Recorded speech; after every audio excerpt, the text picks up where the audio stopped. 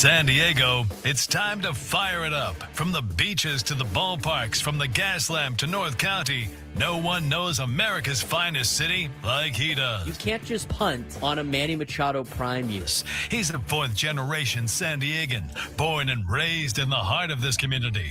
Passionate, opinionated, and always bringing you the real talk on your teams, your city, and everything in between. Braden totally knows his stuff. He's ready for the next step. That guy is good. Live and local, it's the Braden Surprenant Show. But I think Braden's one of the up-and-coming young stars in the media game in San Diego. Now, here's your host, Braden Surprenant. What's up, San Diego? And a happy Monday to everybody out there in America's finest city. I'm Braden Surprenant. He's Frank Marchese. This is the Braden Surprenant Show, live and local each and every day from 10 to 2 on San Diego's number one sports station. 97.3 The Fan. It's going to be back with all of you guys today on a Monday. At Friday off. Was that career day? That was a fun day for going back to the alma mater and letting people, letting kids know what it's like to get into sports. Weekends, holidays, nights. Not a lot of pay. I really convinced them. I really did. I really convinced them to become sports talk radio show. Laid it on thick, huh? I tell you what, it was probably one of the more entertaining speech sometimes than others. One of the kids that I coached at Cathedral was he's now working for my dad as a structural engineer. I talked to him after the fact, and I said, "How'd your speech go? Did you convince anybody to become a structural engineer?" And he was like, "Well, eventually I realized I just needed to stop talking or I was going to bore them to death." I had to try to keep it lively on trying to convince people to be structural engineers. So career day is, with some of the youth, interesting to say the least. But it was cool. I get that Billy Epler was there. Billy Epler is a Don, so it was fun to talk with him a little bit. So I might be meeting up with him later to talk about some things. He had some great stories. I mean, just phenomenal stories about what it's like to be a general manager. That was super cool. So I got to meet him at career day, but hopefully all of you enjoyed Friday's show, our first of best of show. And I know that here's the deal. Like, a lot of people thought we were live on Friday with the burrito talk. I was getting blown up on the burrito talk on Friday. So I'm glad you guys enjoyed it. It's good to be back with all of you here on a Monday. We don't have too many more of those. I think in April, there's a couple of times we might have to mix in some best ofs, but the football season has now officially come to a close. No more football. It's now continuation of basketball. We got the Olympics going on. That started over the right before the end of the week, into the weekend. The Olympics in Milan are going on right now. We'll give you updates on that as the show goes on over the next couple of weeks or so. We also have college basketball, the NBA, the NHL is on a break right now because of the Olympics, but we have a lot of different things going on in sports, and it's finally really baseball season. Now we can finally dive into Major League Baseball because we got pitchers and catchers reporting this week. What's the countdown at, Frank? The countdown is at, should have been ready for that. 1 days, 3 hours, 6 minutes, and 7,654 seconds. How about that? Later this week, we will have pitchers and catchers showing up to Peoria, Arizona, showing up in Arizona for the Cactus League, showing up in Florida for the Grapefruit League, which means we are 6 weeks away from opening day and getting ready for the Padres taking on what is going to be a definitely tough 1-2 punch for the Detroit Tigers and Tarek Skubal and Framber Valdez, but an exciting 2026 season nonetheless. And we're going to talk about that later on the show. There's a lot of questions still about the Padres going into the season coming up as we get ready for spring training. We'll talk about that in the 11 o'clock hour. A lot of moves happen in baseball today as well. A lot of frantic signings as teams load up on players going into this week. A lot of players going, I need a place to play, going into pitchers and catchers reporting. So should be a fun week of some signings and stuff. And when talking about the Padres and talking about what's still left out there in terms of they're scheduled for spring training. They still think they're going to get a veteran pitcher, as reported by Kevin Acee in an article today. And we'll have some updates on what's going on with the Padres potentially selling the team. Dennis Lynn had updates on that in The Athletic. We'll get to that. Aztecs basketball cruised to a victory over the weekend. Pretty easy game for them against Air Force. We'll talk about that later on the 1 o'clock hour as well. But as we mentioned before, just a couple of days or a day, just over a day away from pitchers and catchers reporting in Peoria. If you want to, if you're an NFL fan, you got 14 days until the combine. You got 28 days until free agency, 48 days until the annual league meeting, 73 days until the draft. Projected schedule release around 93 days. Training camp in 154 days. Preseason football 178 days, and the 2026 season in 213 days.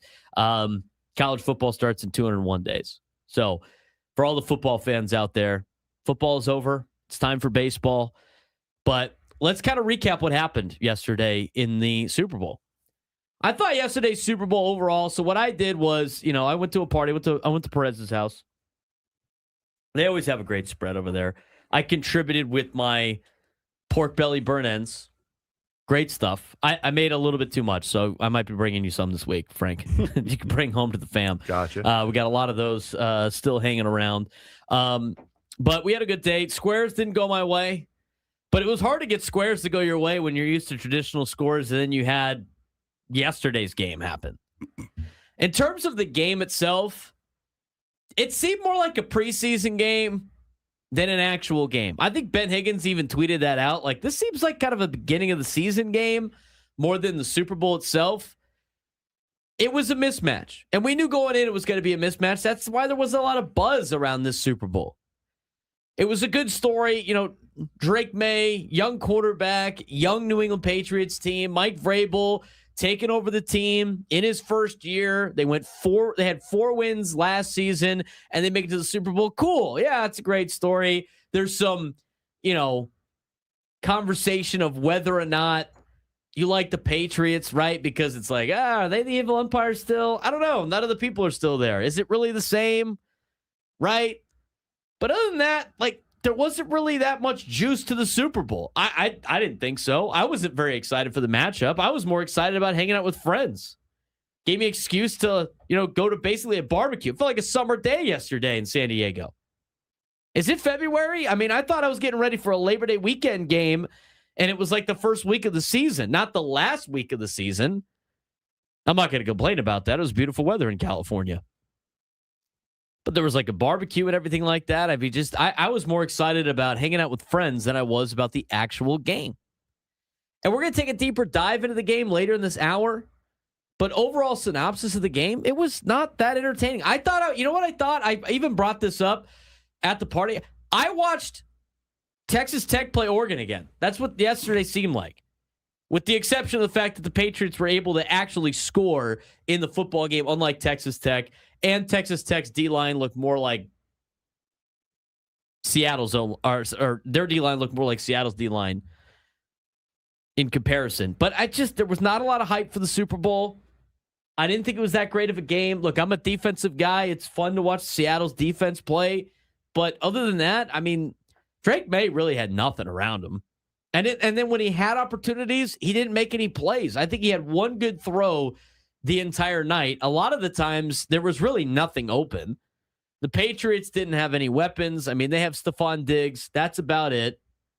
You had a run game for New England that was okay, not phenomenal during the season. Go against the best run defense in the NFL in Seattle. Looked like that. But overall, it just wasn't that great of a game. It wasn't. It wasn't that great of a game. I think more people had fun hanging out with friends and family more so than the actual game. I thought they're late. The Patriots finally put a drive together when they scored a touchdown to make it 19-7 or whatever it was. I can't remember what the score. I think it was 19-7. And then they got the ball back, and you thought, well, maybe they got a chance here. Then they threw a pick. Ended up leading to a field goal. At that point, it was too much of an uphill climb for the New England Patriots. It wasn't very exciting. The memes from all the college football reporters were hilarious, though. This is 2 blowouts in a row. I can't believe the AFC still gets an automatic qualifier to the Super Bowl. But overall, not a great game. It was kind of boring. I agree. It wasn't that great.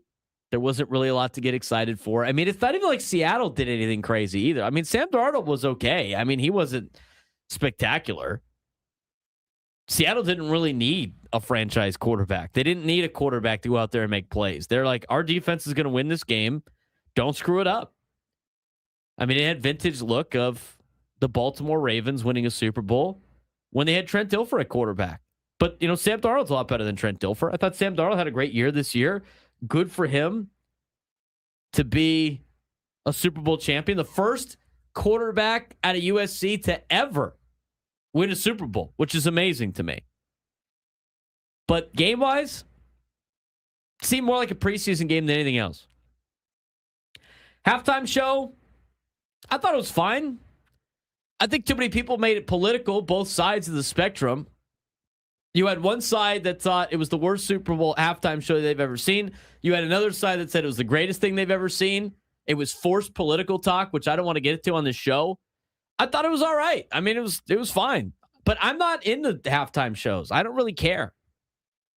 I thought one of the best halftime shows that I have seen was the one in LA a handful of years ago when they had all the legendary LA hip-hop guys.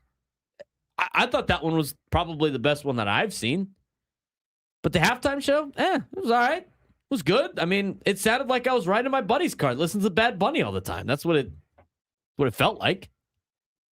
But overall, it was an okay event. I thought the halftime show was probably better than what the Super Bowl was, like the actual game, but the game wasn't very spectacular. And then the commercials, there was a couple of times where the commercials were okay. I mean, I thought that a couple of them were funny. Some of the ones that were throwing back to the 90s were kind of funny. But other than that, it was just kind of like another day. It wasn't that spectacular, Frank. I thought overall it was okay. I thought the whole day was okay. I had more fun hanging out with my friends yesterday than really watching the game, watching the commercials, paying attention to the halftime show. Yeah, I mean, and also, I mean, you got to also think the halftime show for football fans, you had a 6-hour day yesterday. They took 10 to 12 minutes out of that 6 hours for something that's not for you. It's not for football fans. It's for the casual fan that tunes in just for that. That's all it was.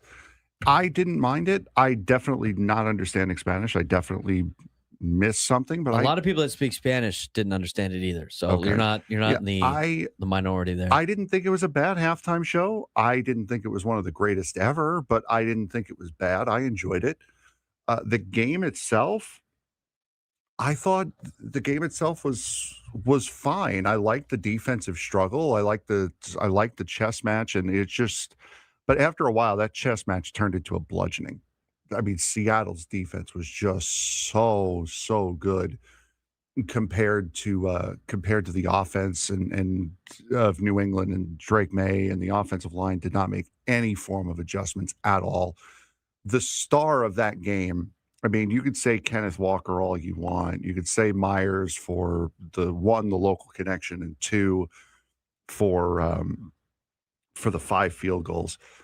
The star of that game last night was Christian Gonzalez, because if Christian Gonzalez does not make those 2 big deflections, that game is 17-0 at halftime, and you have less reason to watch go in the second half. He was the reason that game was as close as it was for as long as it was.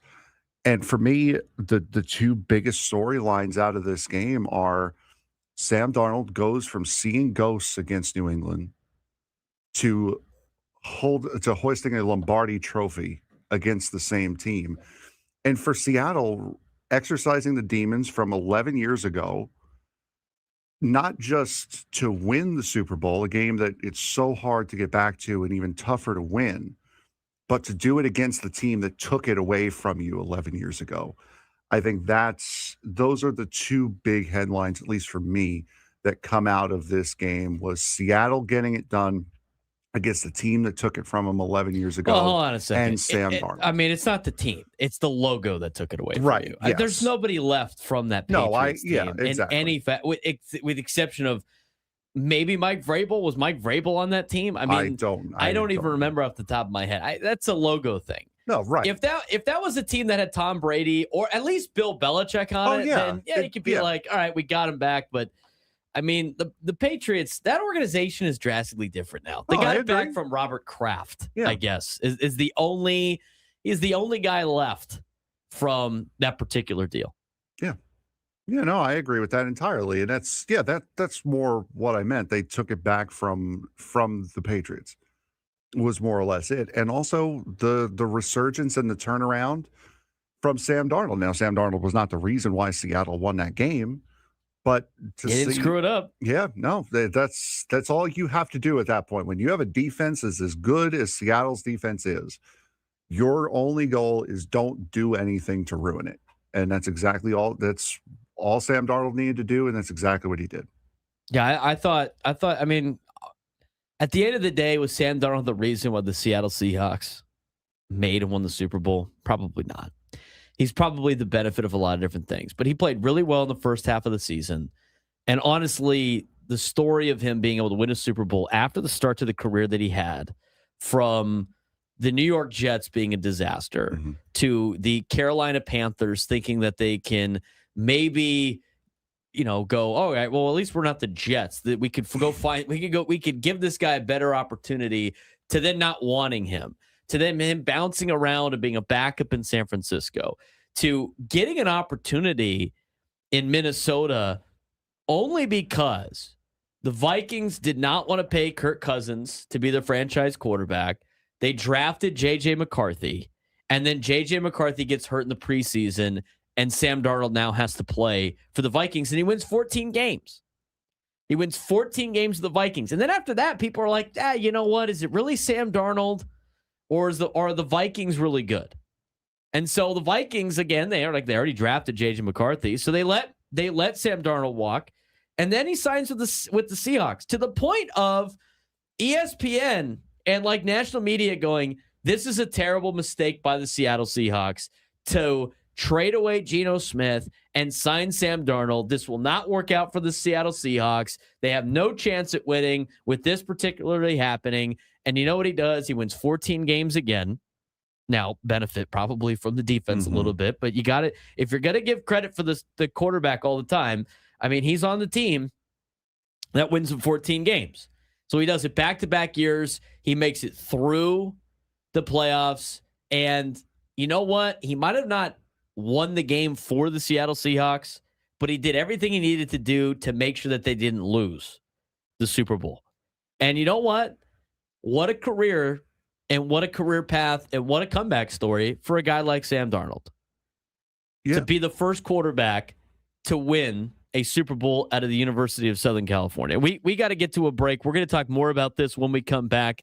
I do want to give his flowers. A big congratulations to the two San Diegans that won a Super Bowl yesterday. Jason Myers, who had a big impact on the game, obviously, with all the field goals he made.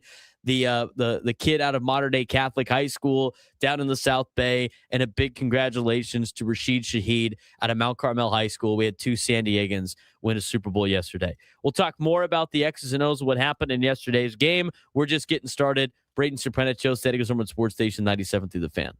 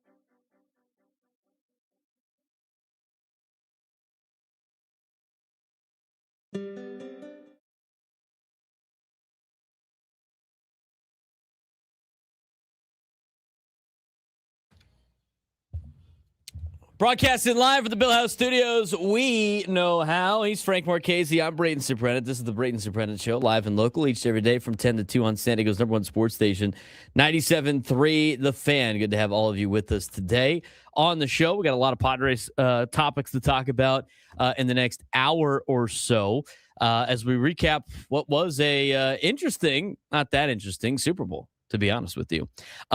Be sure to subscribe to our YouTube page at B_SURP at BSURP.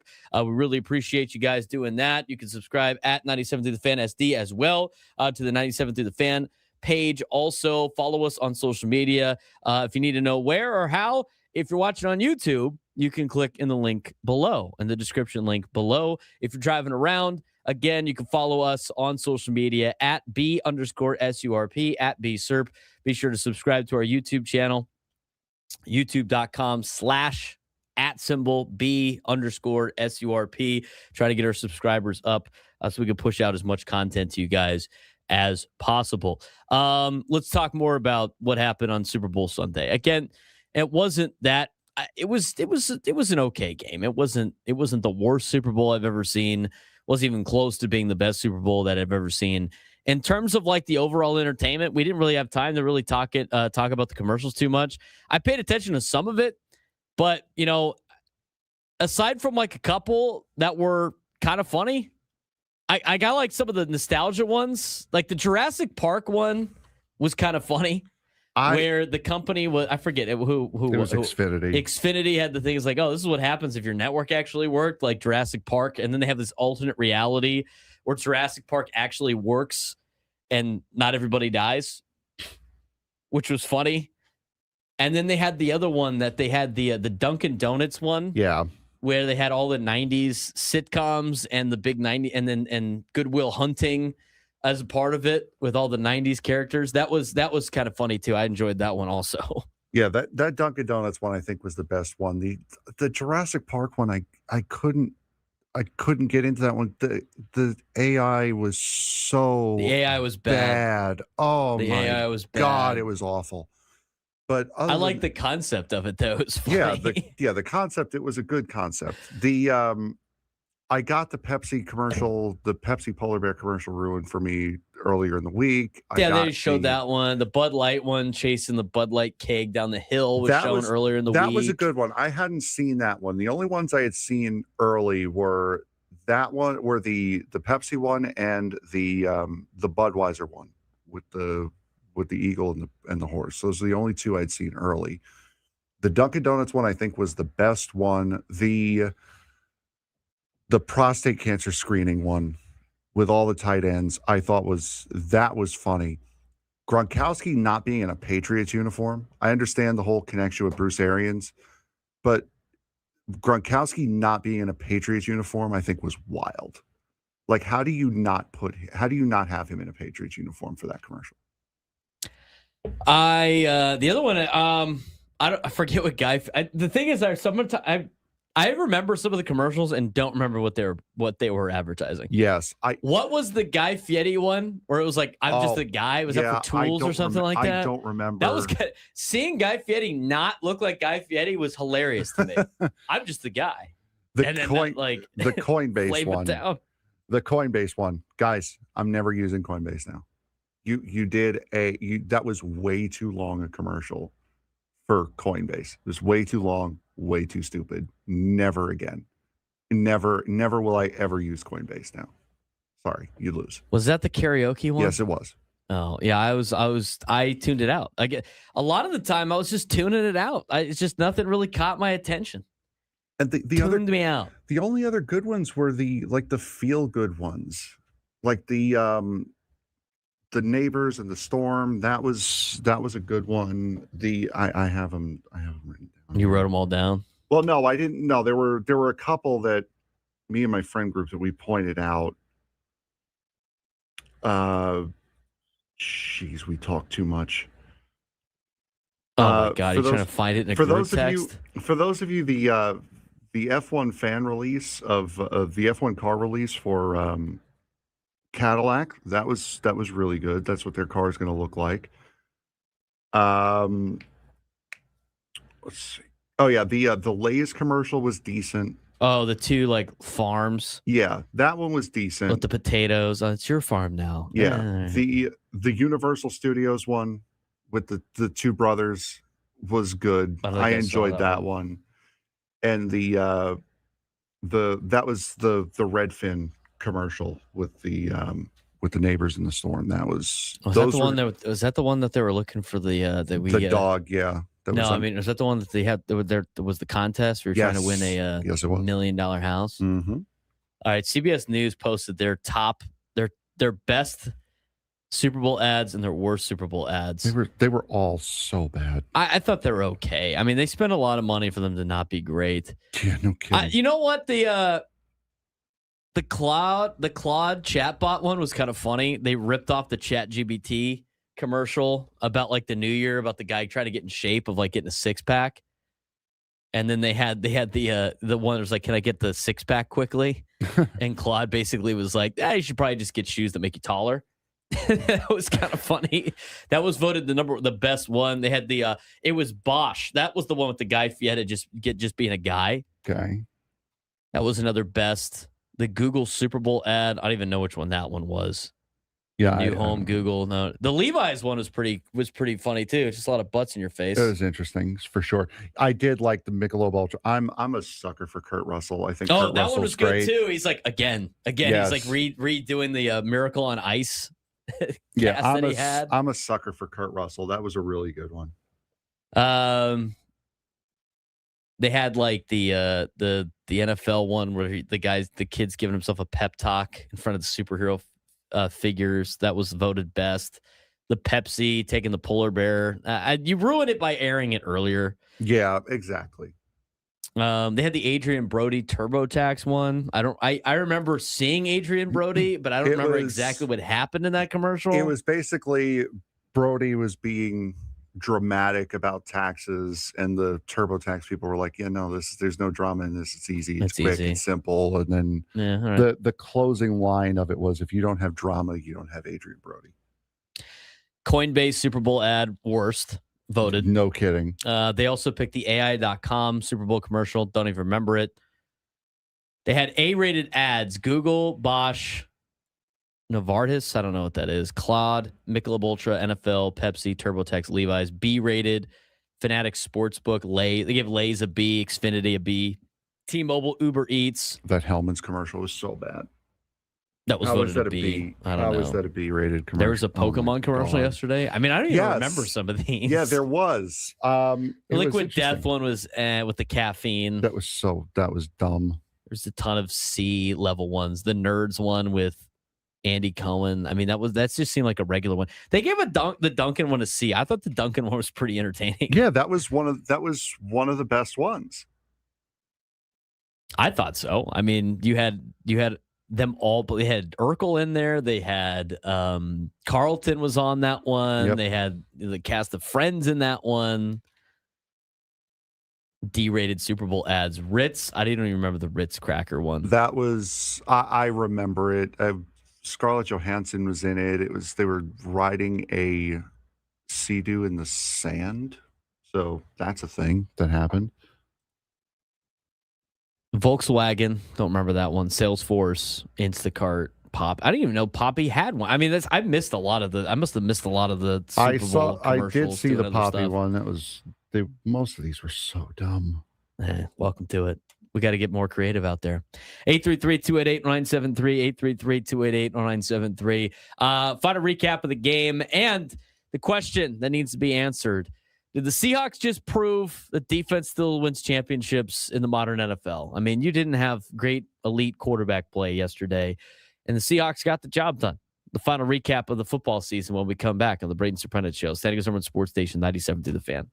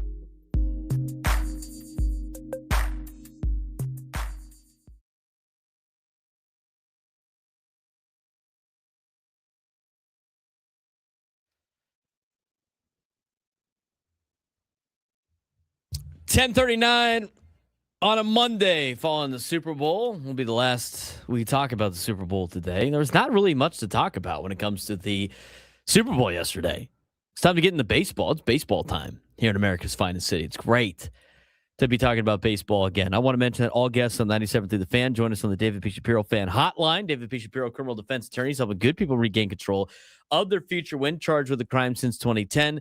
Visit davidpshapirolaw.com. We have, and with baseball season being right around the corner, we got spring training Sammy coming up soon. Is that right, Frank? Yes, I just saw something interesting. I'm trying to see the validity of it here. Oh, okay. I'm going to let you do that then. Let's talk about what's going on or what happened in the Super Bowl from a football standpoint. Now, you got to see Seattle's identity yesterday. You got to see why they won the Super Bowl 29-13. And it was by being probably the most disciplined, least flashy team in the NFL. I mean, they were an old school football team. And they did it with defense and special teams and field position and culture and not really star power. I mean, there's not a lot of stars on the Seattle Seahawks. And one of the bigger stars on the team, one of their better weapons, missed most of the game. Jackson Smith and Njigba. He missed most of the game. I mean, Cooper Kupp had a lot of plays yesterday for Seattle. It's Kenneth Walker III at running back, who's going into a free agent year. I mean, that's Sam Darnold at quarterback. This is not a team that's got like headlined by a bunch of stars. And they have a head coach in Mike McDonald, who's just 38 years old, and in just his second year has become really the architect of a new Seahawks era built on the mantra of loose and focused. They played loose, but yet they play focused and ready to go. I mean, this was a rare Super Bowl champion that didn't ride an elite quarterback or explosive offense. It's throwback blueprint winning in a modern league. And as we talked about at the beginning of the playoffs, we said, what wins in football? Running the football and stopping the run. And what Seattle had done all year, now they had a two-headed monster back there with Kenneth Walker III and with Zach Charbonnet. Now, Charbonnet got hurt in the playoffs, so it was only going to be Kenneth Walker III, who ends up winning the Super Bowl MVP yesterday. But they can run the football, and guess what they're really good at? Stopping the run. It wasn't flashy, but it was a defensive masterclass. Seattle sacked the Patriots quarterback Drake May 6 times after he had already been sacked 5 times in each of New England's 3 prior playoff games. And the pressure came from everywhere on McDonald's defense. Byron Murphy had 2 sacks. Derek Hall had 2 sacks. The rookie Riley Mills had 1 sack. Even cornerback Devin Witherspoon had a sack on a blitz. The Patriots finished the third quarter with 78 total yards, 5 first downs, which happened to be the same number of first downs as they had the same number of first downs as Seattle had sacks yesterday. This was honestly not a bad Patriots game. It was more of a Seattle suffocation. McDonald coached circles around New England defensively. I mean, Josh McDaniels making $60 million to be the offensive coordinator for the New England Patriots. They could not do anything from start to finish. They could not do anything offensively. They had one good drive on one incredible throw by Drake May that was a little bit on the luckier side. You look at McDonald's genius and chaos that he caused on defense. Seattle installed new defensive concepts as late as Saturday and even halftime yesterday. Players in the postgame described the defense as borderline academic. Quote, "You need a Harvard education to play in this defense." One of the postgame quotes from yesterday.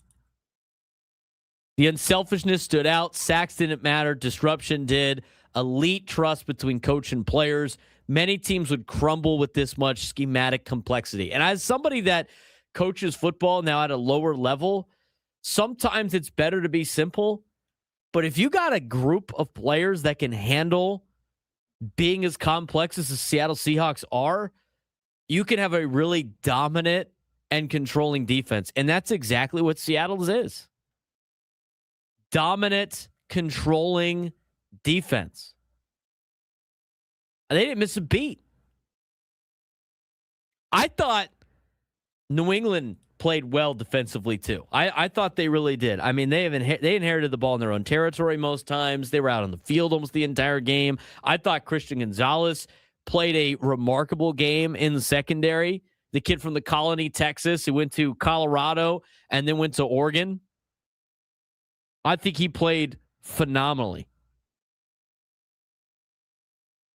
But they could not outplay the defense that was Seattle yesterday. I mean, Seattle's defense was unbelievable. That was the first time I really got to sit down and pay strict attention to what that defense was, and it's one of the best.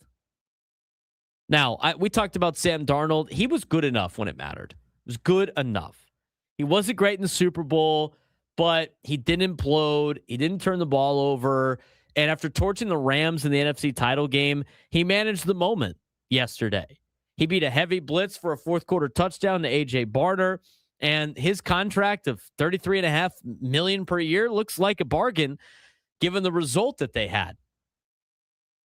Seattle bet on Darnold when Minnesota walked away, and the quarterback philosophy that the Seattle Seahawks have is don't overpay, overbuild the team. This is the strategy that the Niners have tried to do. But they just haven't gotten the good enough quarterback play when they had those loaded teams. And then even Brock Purdy got hurt in one of the years that they had a great chance. But Seattle's defense was great. I thought they played a great game. I thought Sam Darnold did a good enough job to win. And the Seattle Seahawks showed that you can win by having a dominating defense, winning in the trenches, doing the little things, and playing old school football. And I think you saw that on display yesterday, Frank, in the way that they put together a game plan and suffocated a team that really started to show some of their flaws in the biggest stage. Yeah, it looked the entire night like Drake May couldn't get anything going. And then when he finally did get something going, I believe you mentioned it earlier, it was after the first touchdown that you're thinking, all right, now we've got some momentum. Even Mike Tirico, who I thought was fantastic last night, was saying, all right, now there's some sort of momentum. There's some sort of deal going on with this. There's some sort of momentum going on here with the Patriot offense. He throws a god-awful pick the next throw. And he looked like he was in over his head. He looked like the stage was too big for him. It's a young team. It's an inexperienced Patriots team. But they just looked like it was bad. Like he looked like he had no idea what to do, where to go at all last night. I think this shows, I mean, here's the other thing too. I think Go Aztecs brings up a good point. Like there's elite quarterbacks out there, but they need help. I mean, Drake May, I think, is a good quarterback. He missed he missed the open throws when he had them. It looked like he was seeing ghosts out there because of how good the defense was, but he doesn't have a lot in New England. And it's amazing that they were able to make it to the AFC playoffs with what they have. I mean, they got young and inexperienced players. I thought that was going to be the case going into the Super Bowl. And I thought Seattle's going to win by multiple touchdowns going into the game. I'll take Seattle big in this one. I didn't really think the Patriots were going to have that much of a chance, but the problem was they after like two drives, there was a point where I didn't even think the Patriots were going to score.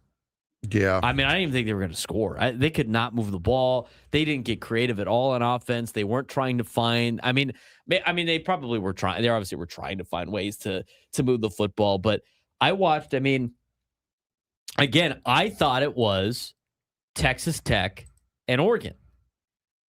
Texas Tech and Oregon had good defensive teams. And Texas Tech didn't have that as great of a quarterback as Oregon did, but they also didn't do anything creative to move the ball in the game against Oregon. Now, Oregon did creative things to move the ball.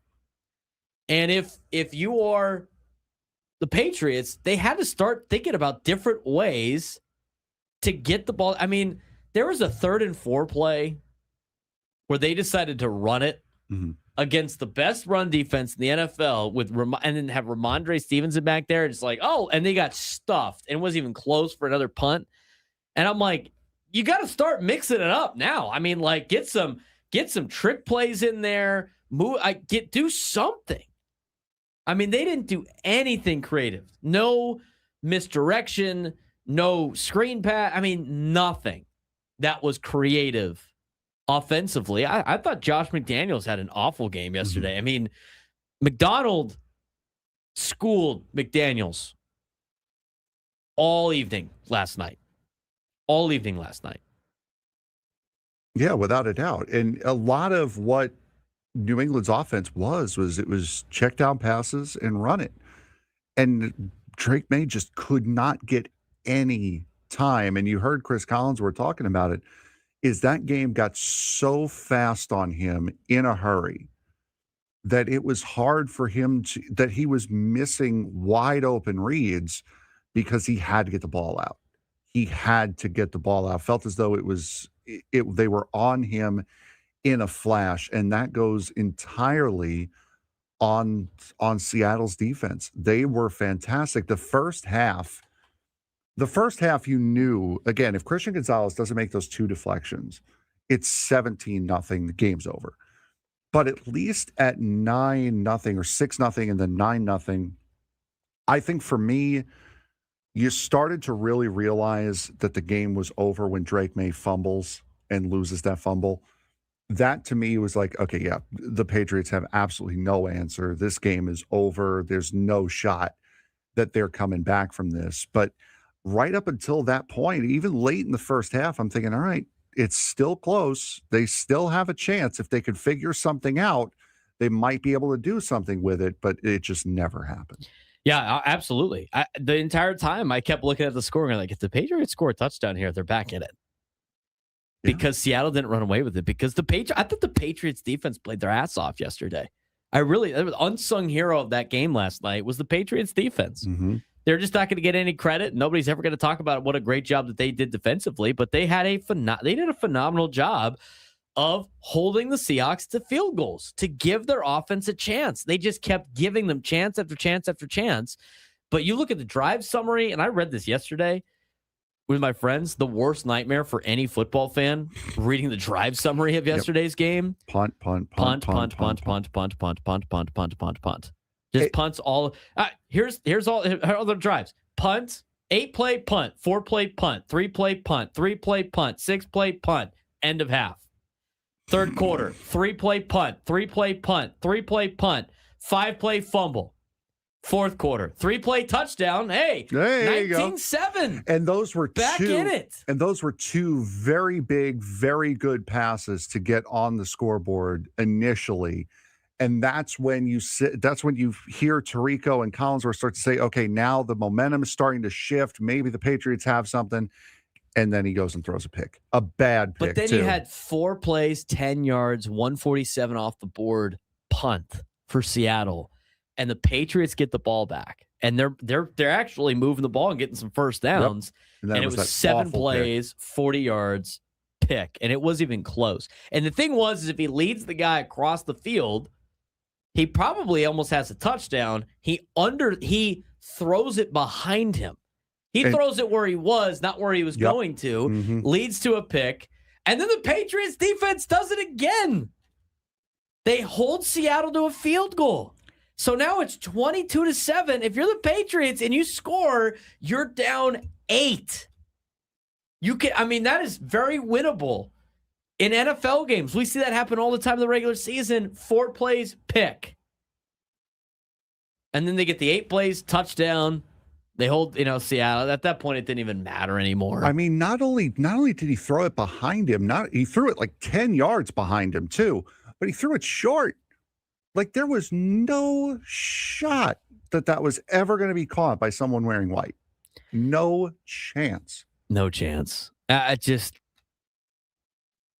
had to be like the most frustrating game to watch if you're a Patriots fan. But the thing is you knew going into the game that you had a lot of problems, but rough. Super Bowl talk is over when we come back.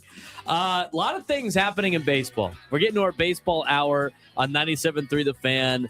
Multiple signings off the board. We'll keep you updated on what's going on in Major League Baseball when we come back. Braden Surprenant Show, San Diego Summer Sports Station, 97.3 The Fan.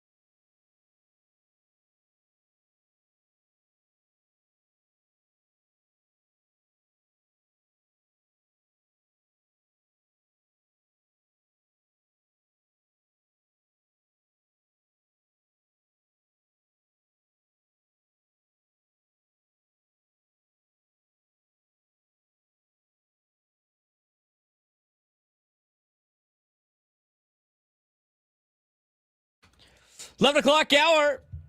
All guests on 97 to the Fan. Join us on the David P. Shapiro Fan Hotline. David P. Shapiro, criminal defense attorneys helping good people regain control of their future when charged with the crime since 2010. Visit davidpshapirolaw.com. All right, let's dive into pod. It's time for baseball, Frank.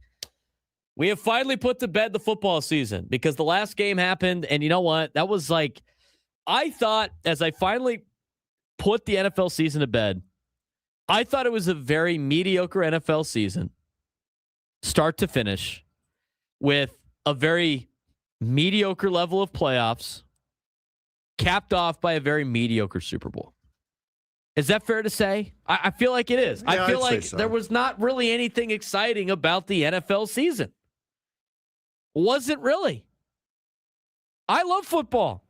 This is why I'm locked into college football. Now, I'm locked into college football because I have a little bit more of a connection with college football nowadays than the NFL. The NFL to me is only fantasy football and kind of observing on the outside. But I thought this football season was mediocre at best. I thought the playoffs were okay. I mean, yeah, there were some good games mixed in there, but there was a lot of games that I didn't need to watch. Mixed with the Super Bowl that was very mediocre. I mean, and there's been better playoffs, Juan. There's been way better playoffs. And seriously, what a way to honor Ruben Rivera Day too. Like that was just such a bad game on Ruben Rivera Day. Such a bad Ruben Rivera output right there. How could you disrespect Doug Mirabelli like that? The playoffs have been better. The first round was good, and then after that, it was like it just slowly started to, just lose the interest, I think, of the crowd. But that was about it. It was like the first round. The first round was where it was fun, and then after that, it was like, okay. It's slow because the first round was great, and then it got to the Patriots-Chargers game, and then after that, it was okay. I mean, you had the Rams. The Rams-Seahawks game was the real Super Bowl. The Rams-Seahawks game was the real Super Bowl. And then outside of that was, Caleb Williams' magic was fun. The first round. I'll give you the first round.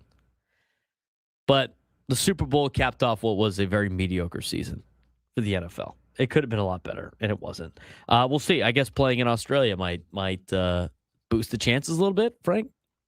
By the way, let me ask you this question. They're not going to announce the schedule for another 90 days for the NFL. The Seattle Seahawks get to open, right, because they won the Super Bowl? Yes. They have, like, the slate of games they might have. Like, is there any world it's not the Cowboys that they open up with? Cowboys are supposed to play in Seattle next year. Is there any world that game is not Seattle-Dallas? Probably not. How many times have we seen Dallas open up the season for the NFL? They did it with the Eagles. They did it with the Bucks when they had Tom Brady. It's like it's always the Cowboys. I'll tell you what their Adam Schefter tweeted this out yesterday. I got to go find it. I was like, here's what the schedule is, yada, yada. Okay, here we go. Super Bowl champion Seahawks will open the 2026 season at home on Thursday night. Here are their potential opponents: Patriots, Rams, Niners, Cardinals, Chiefs, Chargers, Cowboys, Giants, Bears. I think the Chargers would nail it, Give me a break. You think it's the Cardinals? You think they open up the season with the Cardinals? You know what? Actually, yeah, that is probably the better one. Probably the Cardinals. I mean, you want to get your champion over. So, I mean, that's the best way to do it. Just have them beat a team halfway to death, John Harbaugh and the new look New York Giants. That's the only John Harbaugh is the only reason why that game would even be potentially week one. Do they do a Super Bowl rematch first week? Patriots? They've done it before. Patriots in Seattle? They've done it before. I mean, that's not after the game that they just had. If last night's game went to overtime, you bet your ass they're putting the Patriots in week one. Yeah. I'm telling you, it's the Cowboys. That would be my guess. It's the Dallas Cowboys. Dallas Cowboys open the season again. Oh, wow. Shocker. All right, we're done with the football. We done? Any last thoughts about the football season, high school, college, NFL, and different? It's over. It's over. It's time for. Goodness, it's over. And it's time for Daytona 500. I'm waiting for the right music. It's time for. There we go.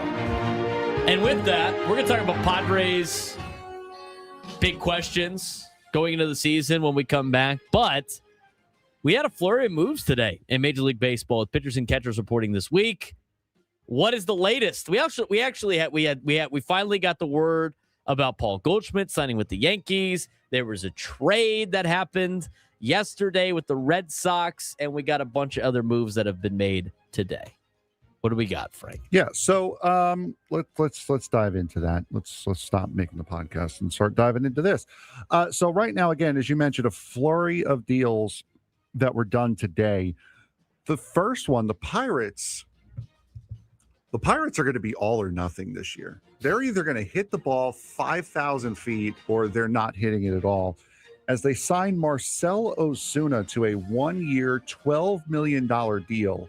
This deal also includes a $16 million mutual option for next year and a $1.5 million buyout. So it's effectively a $13.5 million deal. And guess whose payroll is now over $100 million?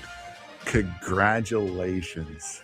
Congratulations. Give a round of applause. Job, the Pittsburgh Pirates have now exceeded $100 million. They are spending $105 million on their payroll. Some said it couldn't be done. Couldn't be done. Those people were the fans of the Pittsburgh Pirates. The haters said it couldn't be done. $105 million. Coming off of estimated payroll last year of $87 million. They have shown that they have tried. They signed Ryan O'Hearn and Marcell Ozuna. Love it. Wow. To pair with Brian Reynolds, Mitch Keller, Brandon. They traded for Brandon Lau. They picked up Gregory Soto, Jose Urquidy. It's time. It's time for the Pirates. And you know what? It's the Pirates' time. They should have put the Pirates on the cover of MLB The Show. Start blasting We Are Family again. Built around Paul Skeens. There you go. Something tells me we're not taking this too seriously. No. Marcell Ozuna getting 12. That is, if you were to tell me that the Pirates would have their payroll over $100 million, try to guess who they signed during the offseason. Marcell Ozuna would be number one on my list. That is the perfect, yes, we tried, Pittsburgh Pirates move. I thought, you know what I thought? I thought Luis Arraez was going to be that guy. To be honest with you, I thought it was. Because the Pittsburgh Pirates are a team that always brings in some veteran that other teams don't necessarily want, that they'll give like $13 million to.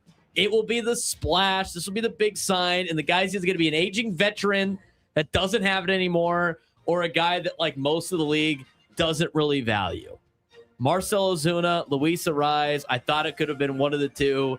I am not shocked to see that they gave Ryan O'Hearn $14.5 million towards the AAV and Marcell Ozuna $12 million towards the AAV. And then, then they throw the mutual option in there, thinking like we think that's ever going to happen with the Pirates. Mutual options never happen. If Marcell Ozuna has a good year, he's going to be like, see ya. I'm going to be 36. I want to go to a place that can win a World Series. And if he doesn't have a good year, the Pirates are going to be like, we're not giving you $16 million. Here's the 1.5, a slap on the ass. Thank you for the memories. Thank you, Pirates. This is what they're going to pitch at the CBA. We tried. See, look, we've tried. I mean, we could have got Framber. You know, he just got a better deal. They tried on Schwarber too. I mean, they tried on Schwarber. They sent him a contract. I remember Adam told me that at the beginning of the offseason. It's like, the Pirates look like they might be trying to spend money. And I said, they'll miss on two guys. They'll miss on guys that are important, and then they'll hit on guys that aren't. No offense to Ryan O'Hearn, but they're going to hit on free agents that cost them around $15 million, and they're going to sit there and be like, well, we could have had these guys, but we got outbid. There was a conversation I was seeing on Twitter. I forget who it was with. It might have been Foul Territory. I don't know. The signing of Marcell Ozuna pretty much ends Andrew McCutchen's time in Pittsburgh.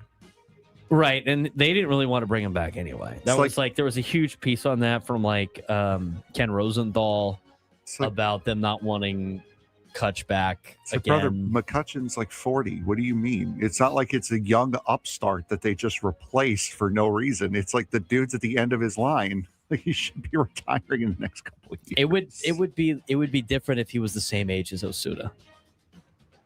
It's like, oh, we decided to go with this guy instead of the guy that's been part of our horde for a long time. But yeah, McCutcheon's like 40 years old. Congrats to Marcell Ozuna, who's going to be traded at the deadline. Moving on to the contract that had our esteemed host here in tears this morning. Nick Martinez So lame. has agreed to sign with the Tampa Bay Rays on a 1-year, $13 million deal. He's from Florida, I think, originally, if I'm not mistaken. So he goes back. Let me double check. I think he was. So I think he's from Miami, even though he's going to from Tampa. Miami. Yes. Yeah. So he's back in his home state. Got $13 million. Good for Nick Martinez. I think like $13 million for Nick Martinez here in San Diego would have been just a little bit too much, because I think he solves a little bit of your problems, but not all of them. I still think it'd be better if the Padres were able to get like a Zach Gallen or a Chris Bassett instead.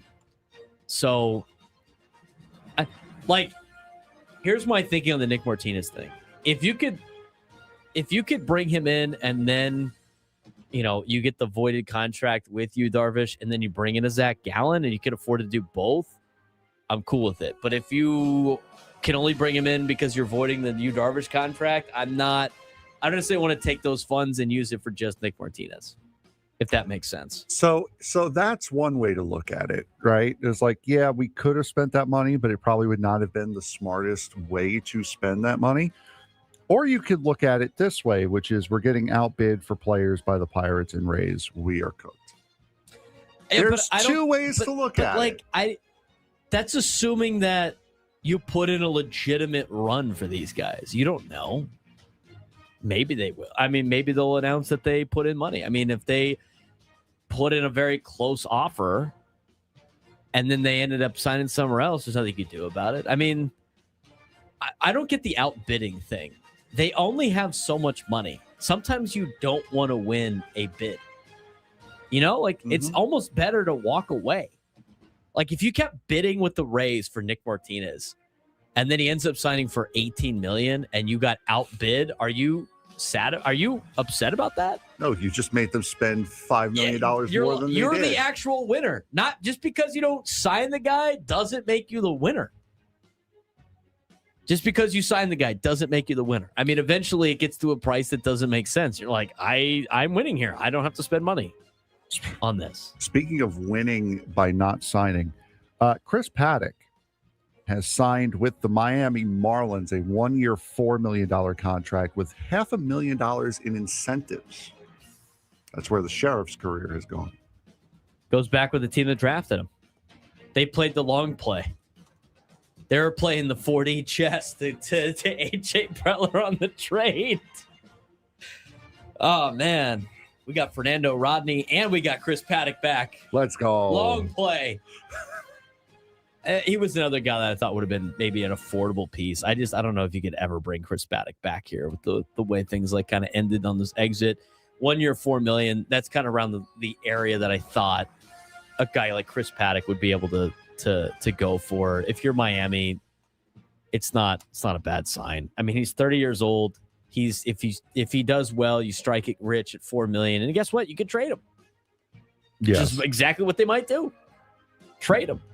Now, I have not seen money on this next one yet, but apparently Eric Fetty is in an agreement for a 1-year contract with the Chicago White Sox. So he goes from a last place team clearly rebuilding to a last place team that is clearly existing. Yeah, they play baseball there, I guess. He's 33 years old. No money on the.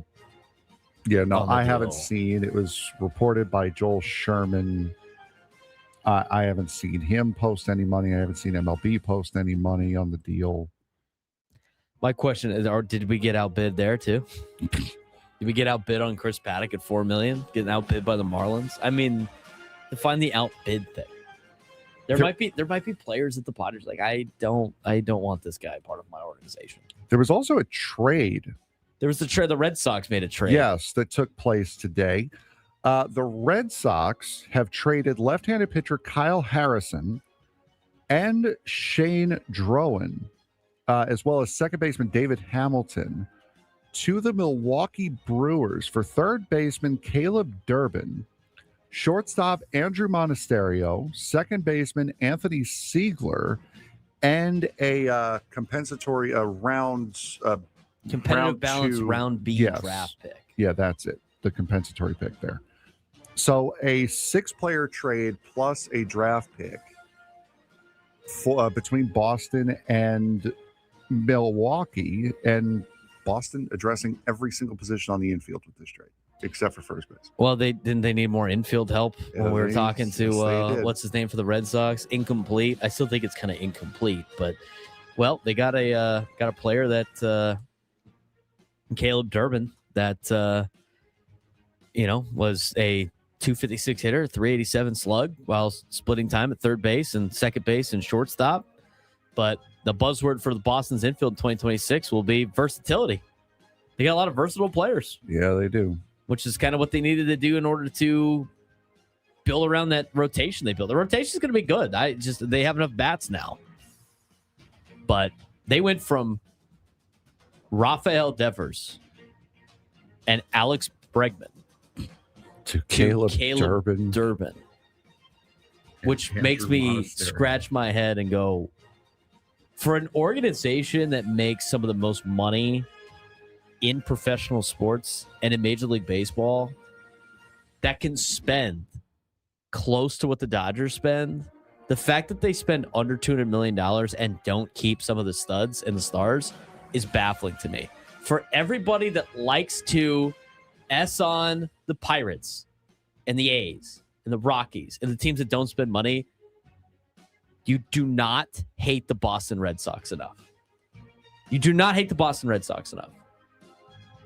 I think I'm fair in saying that. For all the people that blame the teams that don't spend money for ruining baseball, you don't hate the Red Sox enough.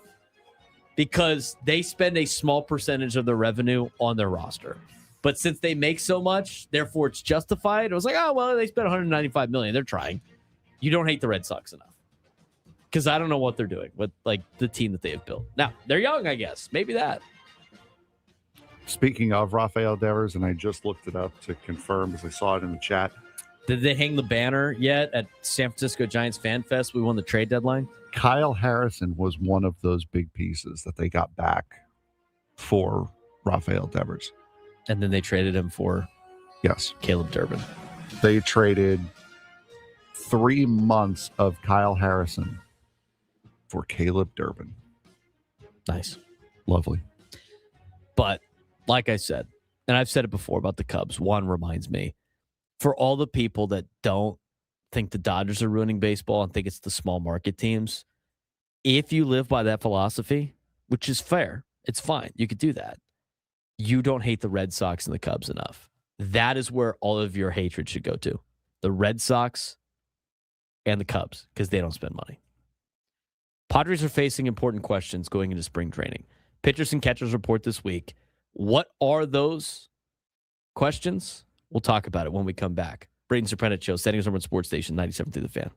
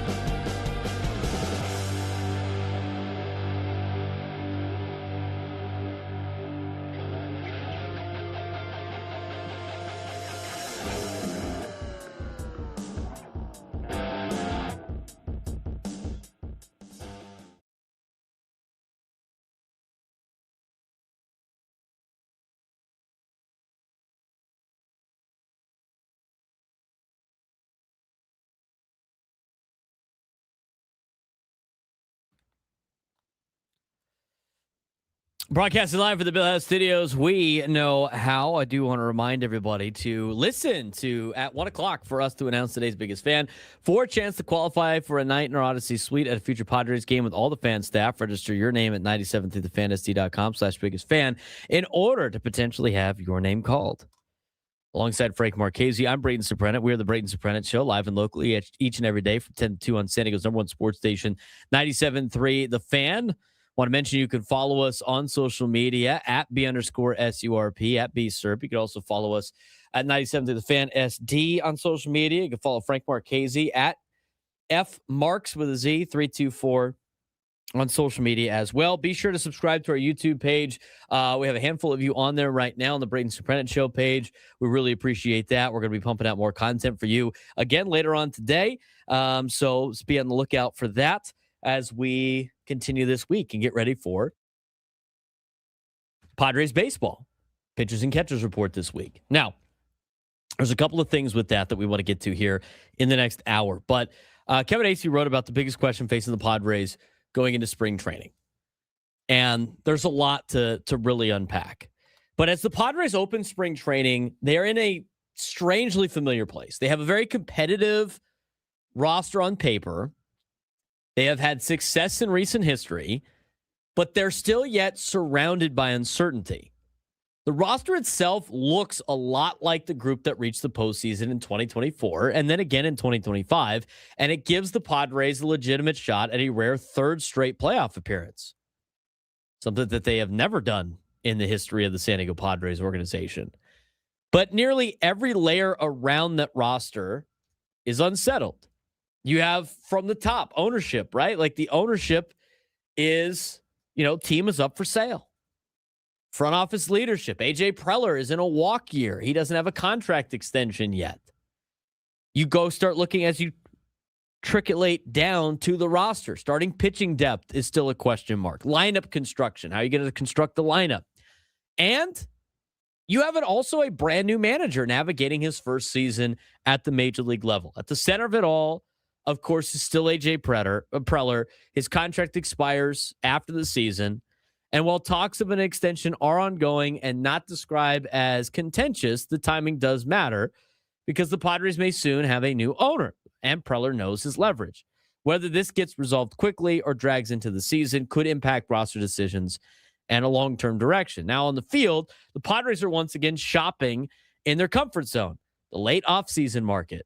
They're hunting for another starting pitcher, not just a fifth starter, but a legitimate veteran arm and another bat to help fill the roster at first base and the DH rotation. Now, with that being said, you saw Chris Paddock go off the board today. You saw Nick Martinez off the board today. Eric Fetty's off the board today. And Marcell Ozuna's off the board today. Are any of those players really making an impact for the Padres? Do any of those pitchers fit that veteran arm that they are suggesting, a legitimate veteran arm, not a fifth starter? Probably not. History does suggest patience, though, paying off. And patience has paid off here in San Diego with past late additions. Michael Wacha, Nick Pivetta, Dylan Cease, and even surprise position player contributors like Jerickson Profar and Gavin Sheets. Now, there's a looming ownership change. We've talked about this. Multiple high-profile bidders involved, real momentum toward a sale that could be finalized around opening day. And that kind of uncertainty at the top usually spells chaos. Yet, oddly, the Padres have learned how to operate inside this chaos. Which brings us to Craig Stammen. He is a new manager, a former Padre. He's widely respected and openly anti-drama. He represents a philosophical shift. After years of maybe some managerial tension, some clubhouse fractures, burnout, the Padres are betting that a calm and emotional steadiness can stabilize a franchise that's been good despite turmoil. That belief is tested by, obviously, external skepticism. Fangraphs projects the Padres as a sub-500 team and fourth in the National League West, which is a sharp contrast to their recent postseason track record. The question isn't just whether the Padres are talented enough, it's whether they finally learned how to coexist with uncertainty without letting it derail another season. As we talk about this season and where the Padres are at, I continue to tell people that I think this team is going to be a competitive team that is going to make a push for a division. Are they going to be able to win? I don't necessarily know. They've made a push for the division the last couple of years. Just because you didn't finish with a game back doesn't mean you didn't make a push for said division. I think they're going to make a serious push to be a playoff team. I think going into the season, as the roster is constructed, is a legitimate playoff caliber team. Are they a team that could push for a World Series as constructed right now? I don't really think so. I think the Padres need to add more if they want to be a legit World Series contender. And at this point, with the way that the Padres have made the playoffs 3 of the last 4 years, I think the expectations grow with every coming season of, yeah, it's great, we're making the playoffs. We haven't done that in the majority of our history, but as fans, we want to see the Padres be able to win in the postseason and make a World Series. And of course, eventually win a World Series. I don't necessarily know how just making the playoffs is going to suffice a lot of fans out there that have seen this team progress over the last couple of years. Now, they went from an NLCS to an NLDS to now a National League wild card. The next spot on this thing, on this run, cannot be not making the playoffs. But I think this team is good enough to make the playoffs. I think they need to add a piece or two. They still are talking about adding an arm, not a fifth starter, but a legitimate veteran arm, which they have done in the past. And they're still looking for somebody that can complement Gavin Sheets at first base. I like the sign of Miguel Andujar. I think that helps the team. But I will say, with this team, again, for everybody that's pessimistic about it, start telling me teams that are going to be better than the Padres in the National League that did not make the playoffs last year. I still think the Padres have a better roster than a team that did make the playoffs last year, than the Cincinnati Reds. I think they have a better playoff roster than most of the National League Central. I think they have a better roster, than all but 2 teams in the National League East. And I still think, despite the Giants getting a lot better and the Arizona Diamondbacks still being a team that's young and good and competitive, I think the Padres have better rosters than them as well. You can say what you want about some of the signings that those teams have done. I still think the Padres are in a better position. Now, do I think they can compete for a World Series with this roster? I do not. I do not think with this roster that they can make it out of the wild card. But I do think they can make the wild card. So, from a standpoint of making the playoffs, that is a sign of a good baseball team. Good baseball teams make the playoffs. In times of winnings in the playoffs, I don't think they have what it takes to win in the playoffs yet. And we haven't even seen one pitch. There will be some players in this organization that surprise you. There will be players in this organization during spring training that disappoint you. There will be a surprise signing. There will be a surprise injury. This happens every spring training. But until we get that opening day roster, we're not going to know for sure. Deeper dive into the questions facing the Padres when we come back.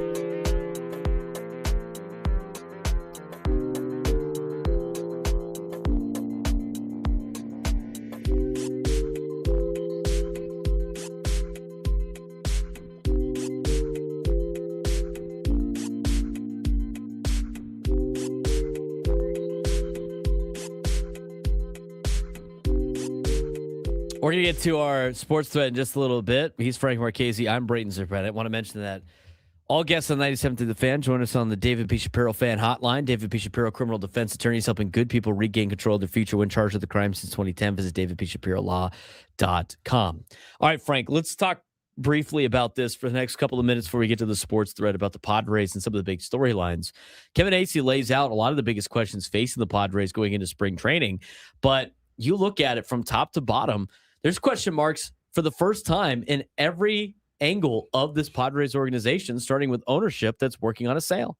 Yeah, absolutely. And that's something we're going to be talking about a little bit later on here, but it's not that often that you come upon this situation. We talked about it a lot on Thursday, how a sale for the Padres is actually a good thing and not a bad thing. But yeah, this is something that they're going to have to start dealing with. And from what it sounds like, they're going to be dealing with it very, very soon. And here's the thing. Here's some of the key notes and takeaways from the article today. I mean, the roster continuity. This is a team that's the core is still intact after back-to-back playoff appearances. Is that a good thing or a bad thing? I'd say it's a good thing. It's a good thing to have your core group back, right? Your core that got you to the playoffs the last couple of years, that have really gotten you to the playoffs 3 of the last 4 years, are coming back. Your starting lineup's coming back. That's a good thing and a bad thing, right? Good point on the sense that they made the playoffs. It's bad on the sense that they did not advance in the playoffs. Like, you have to make some changes, but there's still a couple of spots in the roster that can be improved for the Padres. But I think roster continuity is a good thing on paper. You know, the Preller contract still looms. I don't think this is as big of a deal. I guess we'll see. It sounds like, according to reports, that they could have, and we're going to talk about this in the noon hour, about some of the bids in the Padres for ownership. I don't think if this is a conversation of waiting until the new ownership takes over for AJ Preller to get a contract, I don't necessarily think it's going to be that long. Plus, this is the point of the year, as we talked about, is the most important, the offseason for a general manager and the front office. This is when they have to really make way and make their moves. I would imagine contract extensions happen as the first couple of games of the season when they don't have to be, they're not in as high of demand as they are right now. Yeah, I think if the deeper and deeper you get into the season, if AJ Preller still does not have a contract extension, that's when you start to worry. But right now, I'm fairly confident that he will be coming back. He'll be getting an extension. In terms of the ownership sale, we talked about this already. Multiple bidders, momentum toward a deal by opening day. It sounds like we'll keep you updated on that in the noon hour. Pitching plan. The Padres, how about this being mentioned in the article? They're confident landing a veteran starter late again, but not just a fifth starter, Frank, a veteran contributor to this rotation. There's not a lot of those names out there. Some of them went off the board already. I mean, that points to only a couple of players left, including a guy like a Zach Gallen that is still available, but who knows if that's really the case or not for the Padres. Yeah, I think that does scream Zach Gallen. We've seen Chris Bassett, his name being thrown around, Lucas Giolito. I don't think those two guys are the veteran contributors, especially Chris Bassett, that you would see out of a guy like Zach Gallen. He would be a veteran contributor. If you look at the pitchers that are left, according to Fangraphs, that are free agents, starting pitchers that are going to have an impact year, at least according to Fangraphs, where you have over a 1 WAR. Here are the players who they project still available that would have over a 1 WAR. The highest level is Zach Gallen, who's projected to have a 2.4 WAR next year, according to Fangraphs. The next one after that, he's 30 years old. Then it's 37-year-old Chris Bassett, who's expected to have a 2 WAR. And then it's Justin Verlander at age 43, 1.7 WAR. Then it's Zach Littell, age 30, 1.7 WAR. Max Scherzer, Aaron Savali, Lucas Giolito, John Gray, Jose Quintana, Patrick Corbin. Those are your arms. There's only like 2 on there that, to me, list as veteran player that's not just your fifth starter. Yeah, I would not touch Chris Bassett or Justin Verlander because of their age. So that really leaves me with just 2 options, and that would be either Lucas Giolito or Zach Gallen. I think it's Zach Gallen. I think you could get Zach Gallen on a prove-it deal. The later it comes, I think the more likely you can make it happen where he can sign with a team that is going to be competitive. And I think, like, if you're Zach Gallen, and maybe this is, we don't know the way he thinks, but would you rather sign with a team for more money that's not good, or sign for less money for a team that's competitive and might be able to win a World Series at this point in your career? At this point, you're not going to get that massive contract you're hoping for. I might take a little less money to be on a team that works. Yeah, if you take the more money, you could try to prove it on a bad team and hope that you get traded at the deadline. But that's a lot of stuff out of your control as a veteran pitcher. The Verlander thing is interesting to me. He's 43. I don't know how much more juice he might be able to have. To me, if you don't get Zach Gallen, would you rather pivot to Chris Bassett or Justin Verlander? Bassett. If I had to pick between the two, I'd say Bassett. Verlander might cost you $15 million. Bassett might cost you $18. It's a tough one. To me, I feel like you got to be almost all in on Zach Gallen if you're the Padres. Otherwise, you're signing Littell's not bad. He might be a cheaper option, but if you sign a guy like Zach Littell, is he better than Nick Martinez? Because he's going his listing price is around the same as a guy like Nick Martinez. But I find that interesting as part of some of the questions. And who knows? They might happen right now. It might happen in the next couple of days, because Jeff Passan, on that tweet that he put out today announcing that Nick Martinez is to the Rays and Eric Fetty's to the White Sox and Paddock's to the Marlins, he put more to come, which I believe is definitely the case. Lineup depth, another bat likely for first base and DH mix after the Miguel Andujar signing. I thought it sounded like they made a little bit of a run at Paul Goldschmidt based on how much money Paul Goldschmidt had or got from the Yankees. It sounds like he could have been in conversation for the Padres, but I'm not overly upset that the Padres didn't sign Paul Goldschmidt at his age. And at the same time, if you're Paul Goldschmidt, if you got something close to be with a team that you're already with, wouldn't you just stay with that team instead of packing up and moving at age 38? Yeah. I would probably just stay with that team. Get to stay with the New York Yankees. Why not? He got $4 million.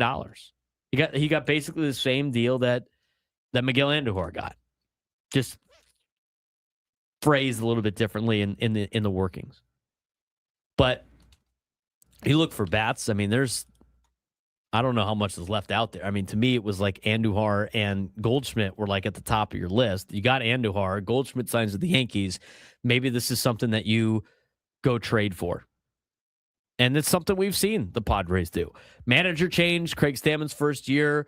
It's interesting that it mentions let's focus things on a more calming presence as a manager. Craig Stammen is definitely a very calming presence when you talk to him and you're around him.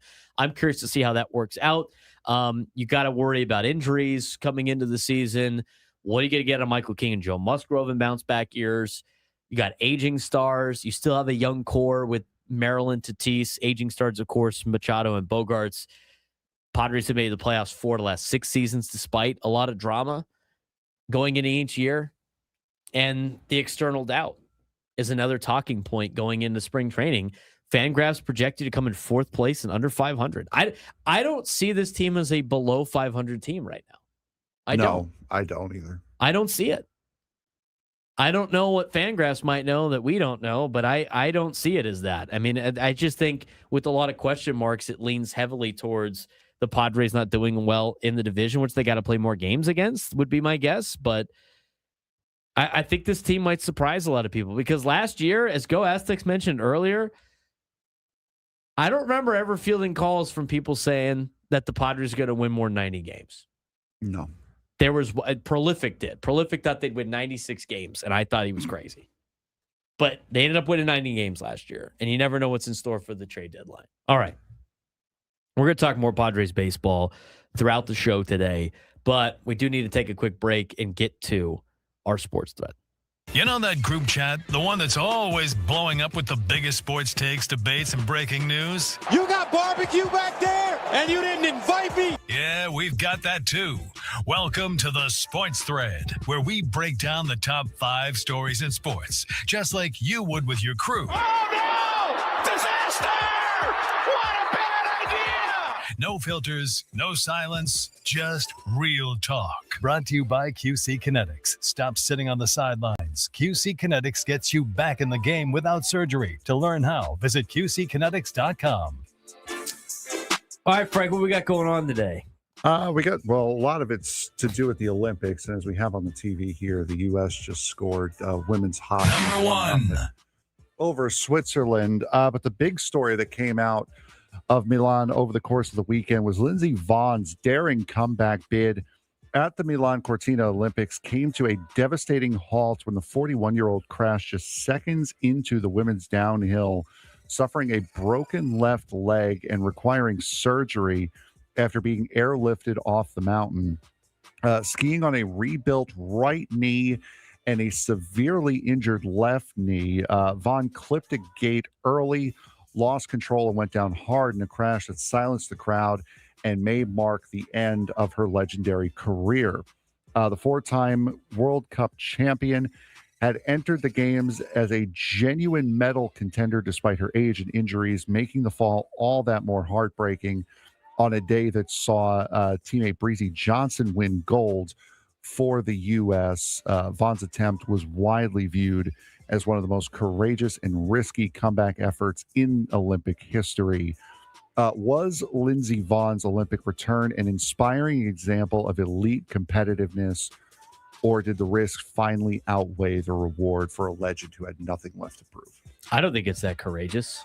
I thought it was selfish. She took a spot from somebody that probably deserved equally to be there as an alternate, and she did not let that alternate go out there because she was trying to, one last chance, do something and accomplish something in the Olympics.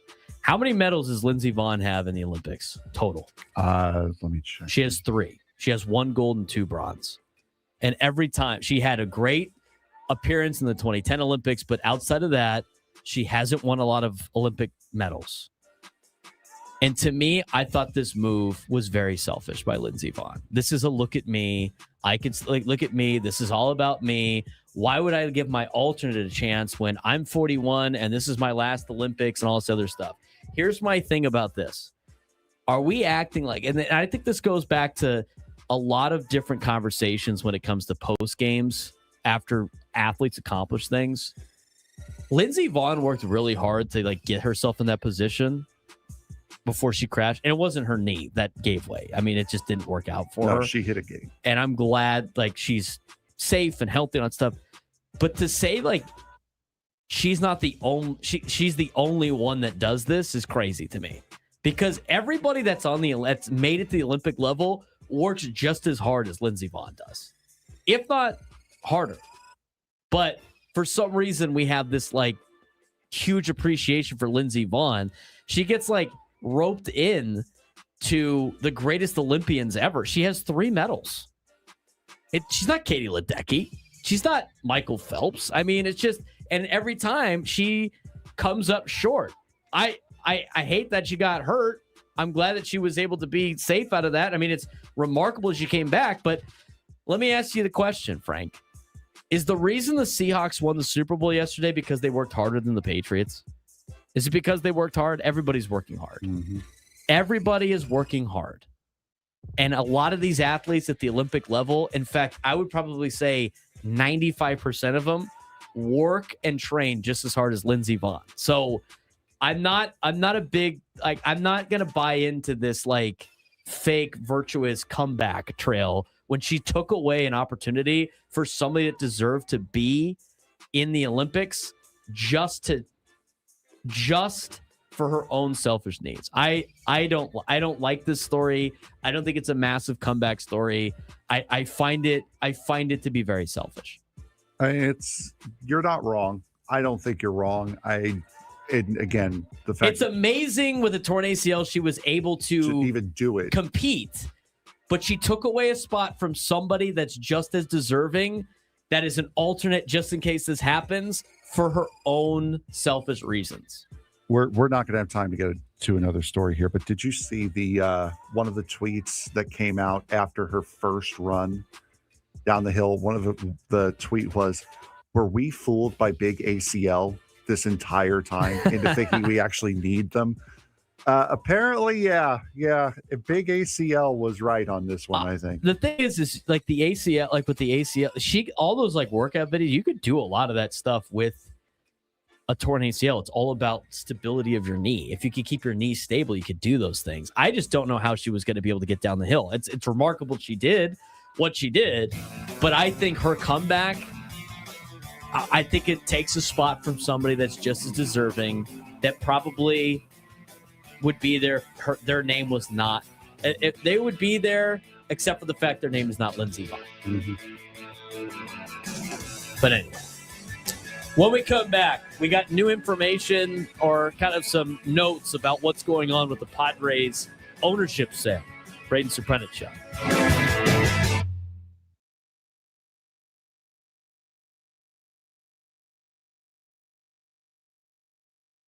There's a look at some of them. We're going to have Frank kind of walk around as I kind of go through what some of these promotional items are. But the Padres today announced their 2026 promotional schedule, including giveaways, theme games, and events. Every homestand, you can get single game tickets for the 2026 regular season home games on sale on Tuesday, February 3rd. So you got to still wait until next Tuesday at 10 in the morning Pacific time by visiting www.padres.com. Season ticket members have priority access to tickets and enjoy the best available seats. Season ticket memberships have sold out for the fourth consecutive season due to franchise record demand, and therefore all remaining tickets for the 2026 season are available on a single game basis. So these will be, you could buy tickets starting on February 3rd. There are 15 all-fan giveaways planned for the 2026, highlighted by fan favorites such as high-quality wearable, stylish hats, and bobbleheads, all of which take place during select home games throughout the season, limited to the first 40,000 fans in attendance. There are 3 different styles of hats this year, and there's a bunch of other stuff. We're going to get to that, but we'll just kind of go through the beginning of the season to the end. And see if you can follow along here, Frank, with what we got. But the first giveaway will be on Friday, March 27th. That's the day after opening day. That's the Tony Gwynn opening day. There's going to be an opening series scarf presented by Sequan Casino Resort. Start season in style with a cozy Padres opening series scarf, which looks nice. It's great. Nice little scarf. At the beginning games, the early games at Petco Park are usually kind of chilly. But that's a good-looking scarf right there. So that will be against the Tigers on Friday, March 27th. On Monday, March 30th, this one's super cool. On Monday, March 30th, they have the night. I'm a sucker for 1998 stuff. They have a 1998 belt bag, which is perfect for it's a bag that you could bring into the ballpark, which is awesome. I know my mom's got a bag like that. My girlfriend's got a bag like that. There's a lot of different. My sister's got a bag like that, and a lot of people use them to get in the stadiums, but now you can have a Padres one, which is great. So 1998 colors too. So they've seen they've debuted the original one that they had. They've had a City Connect one, and now they got a Padres 1998 belt bag. So that will be pretty cool for everybody out there. That's Monday, March 30th. On to Thursday, April 9th against the Rockies will be the Manny's Hot Corner bobblehead. So it's Manny Machado playing third base. They got the flames around the side. It's presented by McDonald's. First 40,000 in attendance. Display-worthy collectible features Machado at third base and is a keepsake for all the faithful. That's a nice little. I like the little bottom there. That's pretty cool.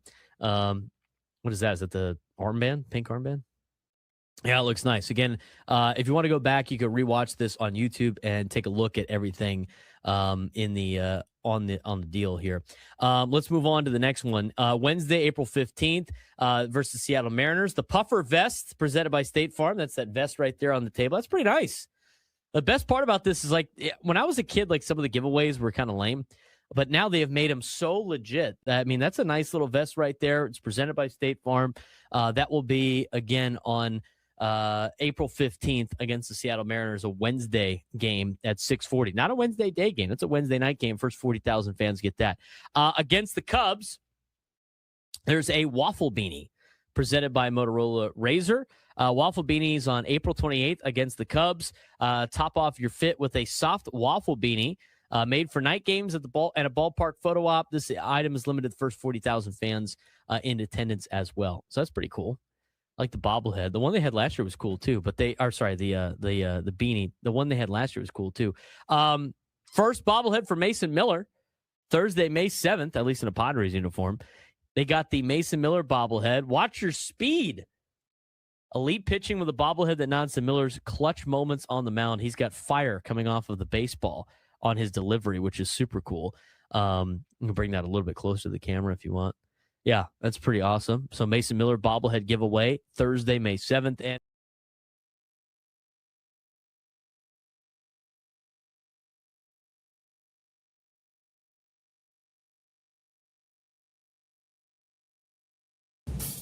San Diego, it's time to fire it up. From the beaches to the ballparks, from the Gaslamp to North County, no one knows America's finest city like he does. you can't just punt on a Manny Machado prime year. He's a fourth-generation San Diegan, born and raised in the heart of this community. Passionate, opinionated, and always bringing you the real talk on your teams, your city, and everything in between. Braden totally knows his stuff. He's ready for the next step. That guy is good. Live and local, it's the Braden Surprenant Show. But I think Braden's one of the up-and-coming young stars in the media game in San Diego. Now, here's your host, Braden Surprenant.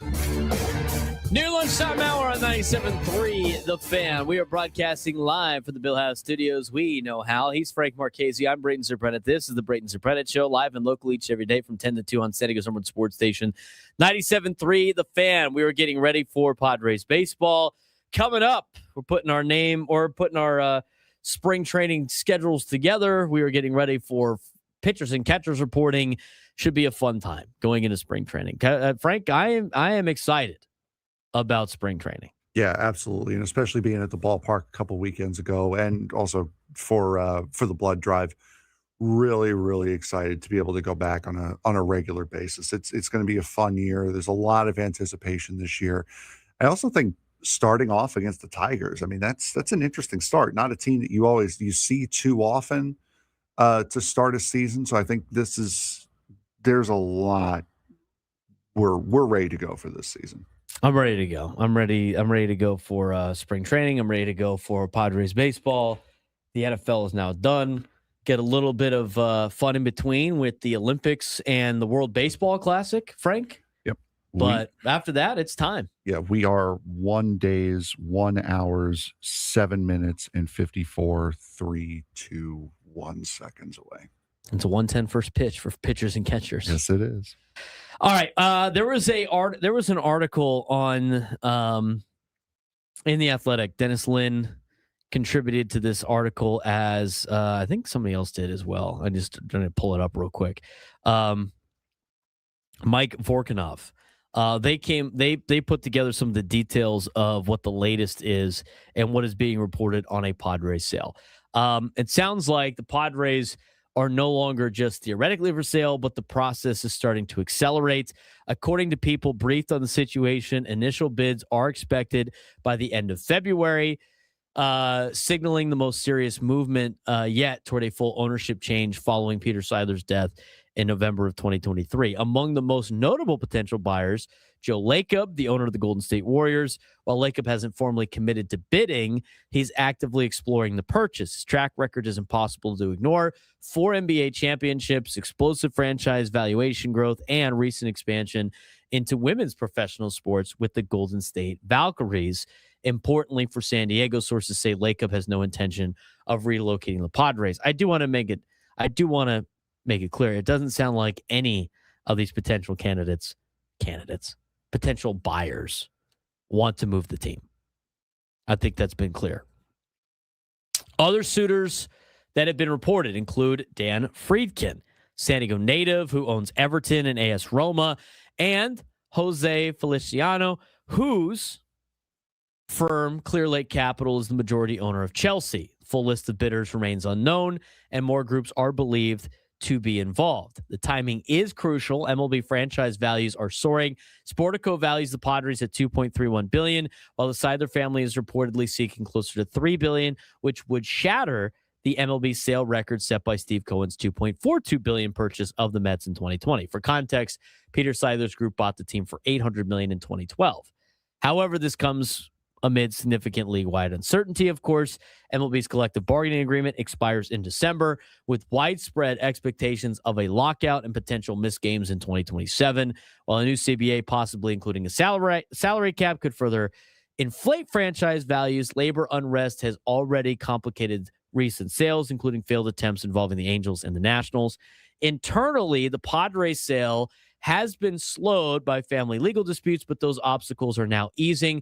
Peter Seidler's widow, Sheila Seidler, has dismissed most claims in her lawsuit and reached an agreement with her in-laws, clearing a major hurdle. Same investment bank that handled the Orioles post-lawsuit sale is overseeing the Padres process, adding legitimacy and urgency. The big question isn't if the Padres will sell, it's who buys them, how much they pay, and what kind of Padres era comes next. Overall, based on the recap that was put into that article, was you got more of the names. We've seen a lot of these names. We've seen the values that have been laid out. And I do want to mention, Frank, the value of a team. It's fun. It's fun for these little, entities to kind of give valuations. But what you pay is what you get, and what you're worth is what somebody is willing to pay. And so if the Seidler family want to say like, hey, we're going to sell for $3 billion, it's whether they're worth $3 billion if somebody in this group says, yeah, I'm willing to pay $3 billion for the team. So whatever they get purchased for is what their value is, what somebody is willing to pay for the San Diego Padres. So you can look at Sportico, you can look at Forbes, you can see like their guesses of what goes on. But a lot of the time, teams have sold for way more than a lot of these entities have projected their market to be if they were put up for sale. We've seen that with the Clippers. We've seen that with the Mets. We've seen that with a lot of teams that have recently sold and have really driven the price up because, in the NBA, prices jumped up because Steve Ballmer really wanted the Clippers and spent $2 billion on the Clippers back in the day when that was like an astronomical amount of money to fathom an organization like the Clippers in the state they were in for potentially selling. So I'm curious to see what this number is that eventually clocks in for the Padres to sell.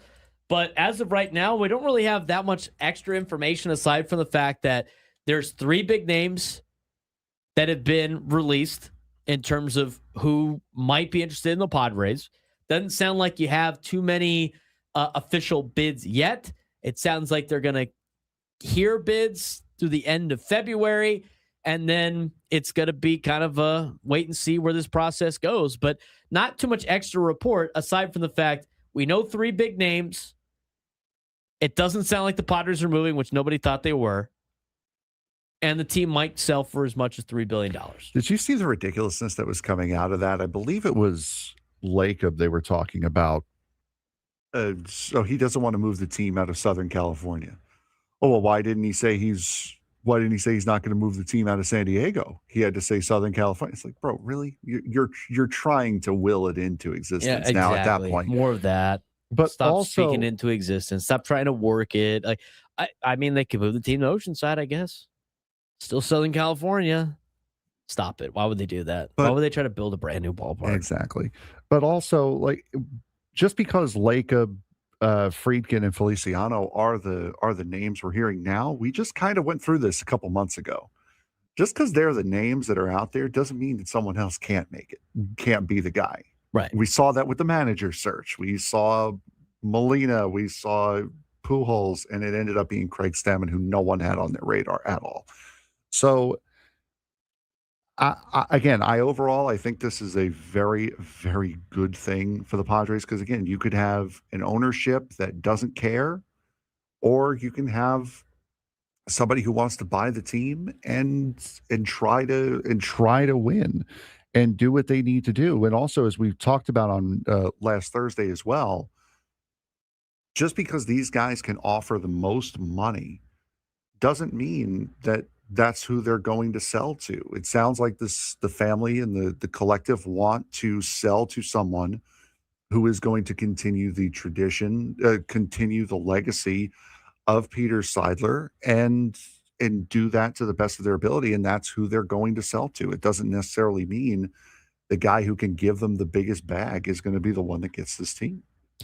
Yeah, we got a lot of hate on that, by the way, from people that just are so used to rich people doing all the wrong things or whatever, the highest bidder, all that stuff like that, right? I mean, just people were showing their biases towards that on the show on Thursday. And an argument back was they could sell to whoever they want to sell to. Yeah, it's theirs. Their choice. I mean, they could vet these ownership groups. They could do all that.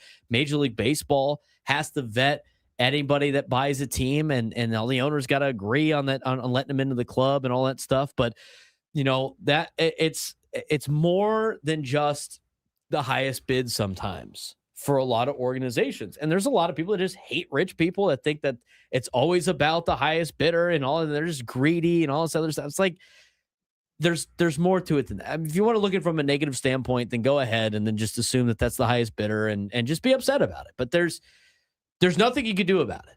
Like, the team's going to get sold. You want to hope that it's somebody that's going to win or that wants to win. I think the price tag gives you a higher percentage chance of the team being bought by somebody that wants to own a sports team to try to win. And I think the three names that have been released in terms of interest into the Padres are names of people that want to own a team to win, not own a team to collect more money. I think it's a status symbol. And a status symbol is only as good as how good the organization is. You don't buy a yacht just to say you have a yacht and then you treat it like crap and then you can't show it off. I mean, these guys like to own teams that have success. Most of these people that are interested in buying a team have had success. You don't want to own a failure of a franchise and get made fun of all the time. The only ones that don't care about that are the ones that are collecting dollars. But this is a price tag that is for somebody that really wants to own and have pride in having a sports team. And people that do that don't want their sports franchise to look like a bunch of losers. No, exactly. And that's also another thing the people have to realize is that what it means to own a sports franchise has changed. It's not just sit around and collect money anymore. You're going out to win, and you have these owners actively competing with each other to try to win and trying to buy the best franchise and trying to do what they can. So what it means to be a sports owner over the course of time has also changed, and that's something that we have not changed our thought process on as a collective as well. So that's the latest on the ownership potential deals. Sounds like they're going to. It sounds like initial bids will come at the end of this month. So we'll keep you updated on anything that might circle about that we could talk about. But that's basically all we got for you on this particular deal. It takes time. I mean, these things take time. I honestly think this is moving faster than I initially thought when we got the news in November that the Padres were going to be up for sale. So we'll see where this leads. But we got actual pitchers and catchers reporting. And in the meantime, before we get to spring training games, everything like that, we got the Olympics and the World Baseball Classic, and the World Cup is this year too. A lot of world events. We'll get you the update on what has happened so far in the Winter Olympics. Who's leading the medal count? All that when we come back on the Braden Surprenant Show. Setting Urban Sports Station, 97.3 The Fan.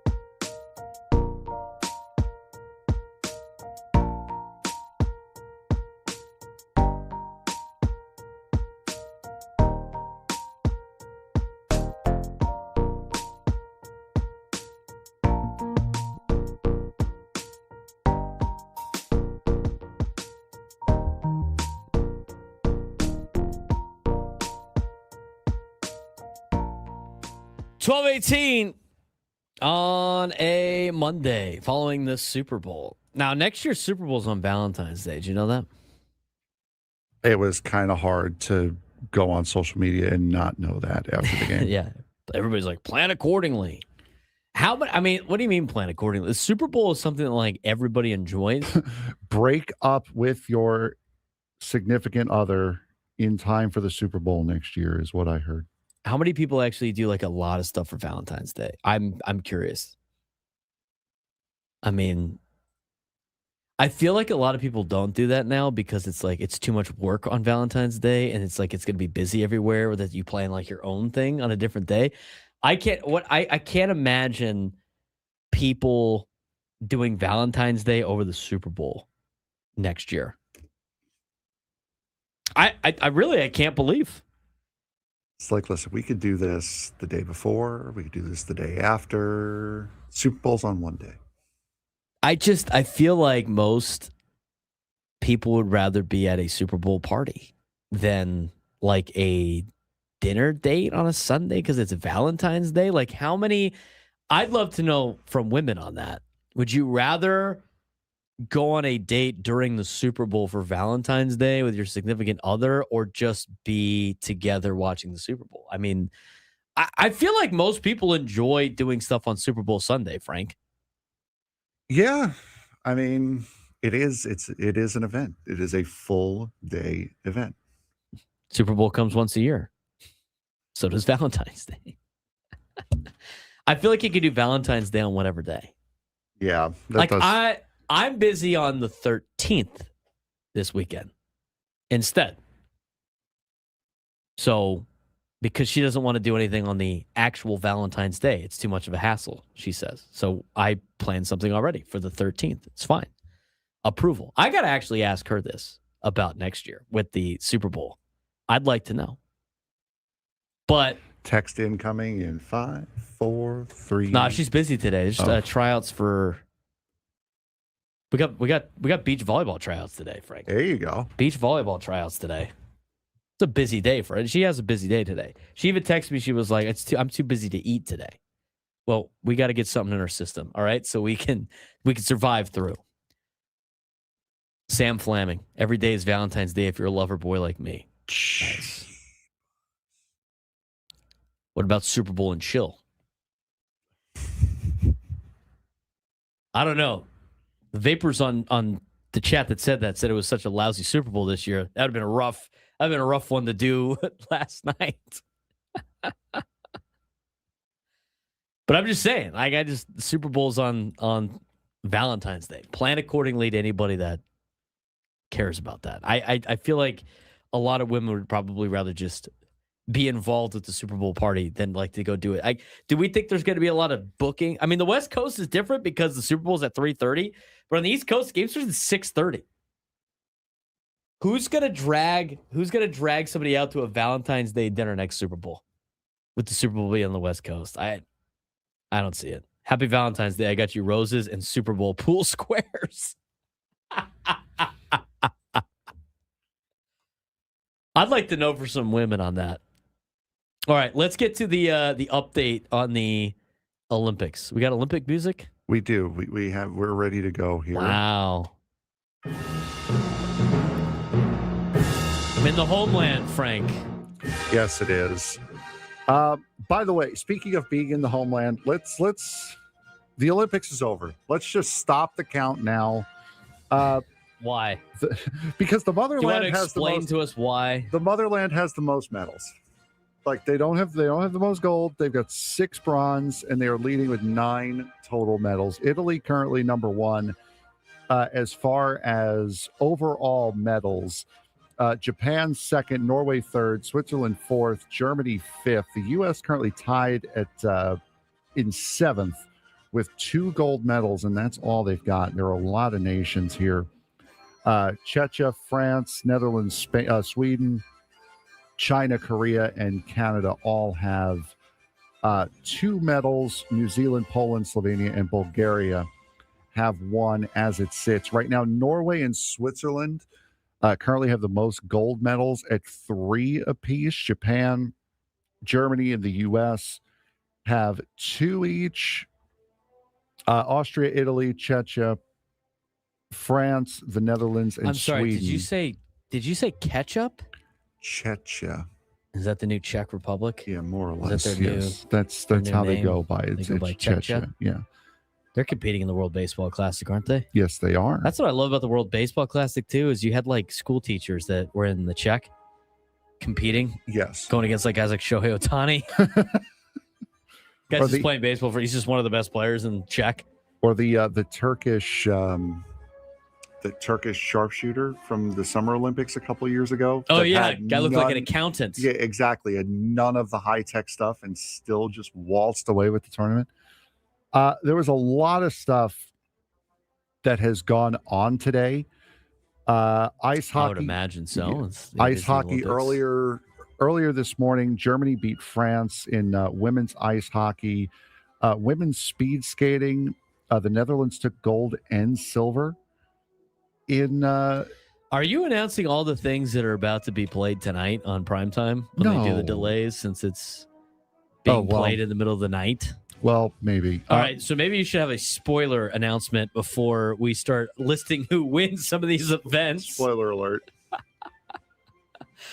Oh, yeah. I can't wait to tune in tonight. So I'm going to know all the results because Frank Marchese on the Braden Surprenant show told me who won here. What are the events that are happening today? Right now. Thank you. You have women's ice hockey, 2 games going on right now. You have Canada versus Czechia, and you have Switzerland versus the United States, Canada and the U.S. winning their respective games as it sits actively at the current moment, 1-0. There was men's ski jumping today, snowboarding, women's snowboarding, big air final, figure skating earlier today as well, men's ski jumping, women's single run, curling, Great Britain and Sweden, Italy, United States, more ski jumping, and then that's it for today. All right. Thank you. Thank you for that. Gotcha. The medal count thing to me is, I don't know why they don't just do a point system. Well, they kind of, they just do total medals. Yes, they do. It's like Italy's, leads the medal. We have 9 medals. They have 6 bronze. Stop the count. Well, they're in 7th on Google because they have 1 gold medal. Yeah. They go. Yeah, a lot of them are going by gold medals. However, ESPN and my favoritism goes by total medals. So we stop the count. What happens if Italy gets more gold medals and then starts losing in the total medals? Is that what we're going to go with? Yes. Okay. Fair enough. Like I said, we stop the count whenever Italy leads. I don't like. I feel like there needs to be some type of medal point system. Like, that's why I don't mind Google's right now, because you go medals and Norway's in the lead. They have 3 gold. They have 1 silver. They have 2 bronze. They have 6 total medals, but they have the points of the gold and the silver, compared to Switzerland that has 3 gold, 1 silver, and 1 bronze, 5 medals. They're in 2nd, and Japan's in 3rd with 2 gold medals, 2 silver, 3 bronze. I think that's a fair way of doing things. The United States, from that particular count, is in 5th. They have 2 medals. They're both gold. So how about that? How about it? I like the, so today, I don't know if they have it. Tomorrow, they're going to have biathlon. I love biathlon. Okay. You know what biathlon is? It's the multi. Yes, I do know. It's like for. Well, yeah, bi is 2 events, so yeah, so it's doing 2 things. So it's like for the summer, it's swimming, biking, and running. That'd be a that triathlon. Yeah, no, that's. Yes. Do you know what the biathlon is in the Winter Olympics? Isn't it like cross country skiing and marksmanship? Yeah, it's cross country skiing and shooting a gun. It's great. As Jerry Seinfeld has said multiple times on stand-up comedy, how many alpine snipers are into this event? It's phenomenal to watch. I love watching biathlon. They're cruising through, right? It looks incredibly painful. And every skier going uphill looks like the albatross from The Rescuers trying to take off on the runway. Do you remember that movie? No. The Rescuers, it's like they're 2 mice that, like a cartoon, and they go like save some kidnapped kid. Okay. And they take off. It's like they live in a little, world, right? In people world. And so like their plane is riding an albatross bird who like can't really put anything together. He's like, it takes him forever to get off the runway, and he like falls, and then they get, whatever. It's part of the movie. But the way that he takes off looks just like the skiers going up a hill at the biathlon. And then they go down. They're exhausted because they just, I don't know what the exhaustion level is like in terms of running, but it looks like they ran a marathon, and now they got to like slow their breathing down and make 5 shots. And then every time you miss, you got to do an extra lap. Mm-hmm. The United States never does well in this, but it always looks fun to watch. And I can't wait to watch that tomorrow, whether it be at 3 a.m. or recorded and on somewhere else. That's one of the better Winter Olympics events, in my opinion. For me, it's the bobsledding. Bobsleds are great. That's usually near the end. Yes, I love the bobsled. I don't like the luge. I don't want the one guy. I was talking about it. Crazy. I was talking about skeleton, it with a friend. luge out. I would do it in order. I would do the luge, the bobsled first. Okay. I would do the skeleton if I was feeling insane, relatively careless about my life. And then I would do the luge if I just flat out didn't care anymore. Because at least when I crash on the skeleton, it's over at that point. You're head first down a hill. Luge, I would not deal with the pain of feet first. So I would much rather do the bobsled. You look at that bobsled run. Yes. And you're going to slide down it. Mm-hmm. Like, here's the sled. Yeah. Your first inclination is, I'm going to go head first? Yes. No way. Because it's over quicker at that point. What does it matter? I mean, what? Why would you go head? That's where you're thinking. Your thinking is, if and when I crash, you probably have a better survival rate going feet first. But you're like, I am going to go head first. I feel more comfortable going head first down this insane sled than you do going feet first. Yep. When you go to like a water park, do you go head first all the time? No, because feet first, I could be mangled. I could have problems for the rest of my life that I would not want to deal with. I would rather just go head first and be done with it. I don't follow the logic here. But like they have, I mean, you feel more comfortable but you go, it's like 0 to 100 on the scale of like what could happen. You just immediately think death. Yeah. Not like, oh, it's going to hurt. Just immediate death. Mm-hmm. Yep. But what happens if you go head first and you just break your neck and you don't die and you're just paralyzed? That you have probably a higher chance of that happening going head first than you do going feet first. So here, there's an answer to that question, and it's this. See that? See how that's on there? You just pull that. For what? Pull the plug. I'm not understanding your logic on that. I don't know how you feel like it's better to go head first than it is go feet first, just thinking about catastrophic failure instead of just making it down the luge. Mm-hmm. Are you okay? I'm fine. Are yeah. you sure? Yes, I'm positive. Do you need to talk to somebody? I said I would do the bobsled first. Yes, of course. But if you were going solo, you would rather go head first. Yes, I would rather go head than first. Feet first. I could also see better. Oh, no way. I don't have to look over my body. You're looking like this. Like, do you watch TV laying on your stomach looking forward?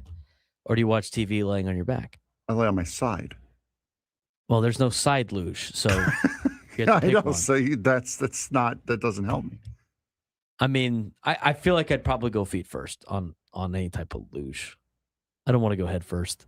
What's the steering like? Is it easier to steer head first or feet first? You steer by leaning into it. So you lean into the turn where instead you're just moving your feet. I feel like that's easier for you side sleeper, side watcher to do on your back. No, you're steering with your feet and you're getting thrown into these big corners and these big banks. Your feet are going with the momentum. You're moving your feet against the momentum, where if you're going head first downhill, you're just leaning into it. I would much rather go feet first. I don't know what you're thinking about. The head first thing is crazy. That's just I don't know how people do the skeleton. That's unbelievable. The snowboard cross is cool too. That only usually lasts a day. I don't even know when the snowboard cross is. That's like must watch though. Let me see here. You pull up like snowboard and it just says snowboarding, but you got to find the snowboard cross. It's always like randomly when they do it. Snowboard cross. It's February 12th at 1:00 in the morning. That's always when they do it. Yeah, you have to watch the replay of snowboard cross. They have the men's seating one at 1 in the morning. Those are the qualifiers. So yeah, those but they are the just go qualifiers. right into it. Round of 16 starts at 4:15 in the 4:45 in the morning. The quarterfinal is at 5:18 is when that starts. Eastern times? Yes, I believe so. Oh, so this is even earlier. 5:39 is the semifinal, and then the final is at 5:56. 1 a.m. Eastern. I could probably stay up and actually watch the thing live. 1 a.m. Eastern, right? I believe it. 12, 11, 10. So that's 10 p.m. on Wednesday night. Snowboard cross, men's snowboard cross seatings. Hey, sounds like a great time. I like the snowboard cross. Curling's all right. I don't get to see it. I mean, Olympic hockey is must watch for sure. Yeah. I don't know what's the Nordic combined again? I can't remember what that is. The Alpine skiing's great. I think they did the alpine skiing. I think that was yesterday. I mean, sorry, the biathlon. Sorry, the biathlon. They usually do when did they? I think they usually do like the team biathlon first or something. I can't remember, but anyway. The track ice skating also. That I love also. The track ice skating? Yeah, like where it's like three. Oh, speed skating? No, it's three guys. They go downhill. There's jumps. There's tight corners. I don't remember what that's called. On skating? Yes. Anyone in chat might Are they help racing or they're on the same team? Well, no, they're racing. They're racing each other. Is that the snowboard cross? You're talking about they do that on skates? Yes, they do that on ice skates, yes. Do they? Yes. I don't think I've ever seen that. They put like, how do you make an ice downhill like that with skates? You put it in a mold. Like I know they do it on. I mean, they might do just it. Be that might be like a Red Bull event. Yeah, no, I know it is that, but I believe it's gone. I believe it's in the Olympics as well. Toboggan racing? No, they're in a toboggan. No, they're on. Yeah, downhill Red ice Bull racing on hockey skates. Downhill ice racing. I wonder if that's I don't think that's in the I don't know if Olympics. that is. Yeah, it should be if it isn't. Downhill ice skating. Extreme downhill ice skating. Red Bull crashed ice world record, whatever. It's ice cross. It's a Red Bull event. Oh, it is. It's only ice cross it's downhill. Only a Red Bull thing. That's a Red Bull thing. I don't think it's in the Olympics. Oh, well, that's unfortunate.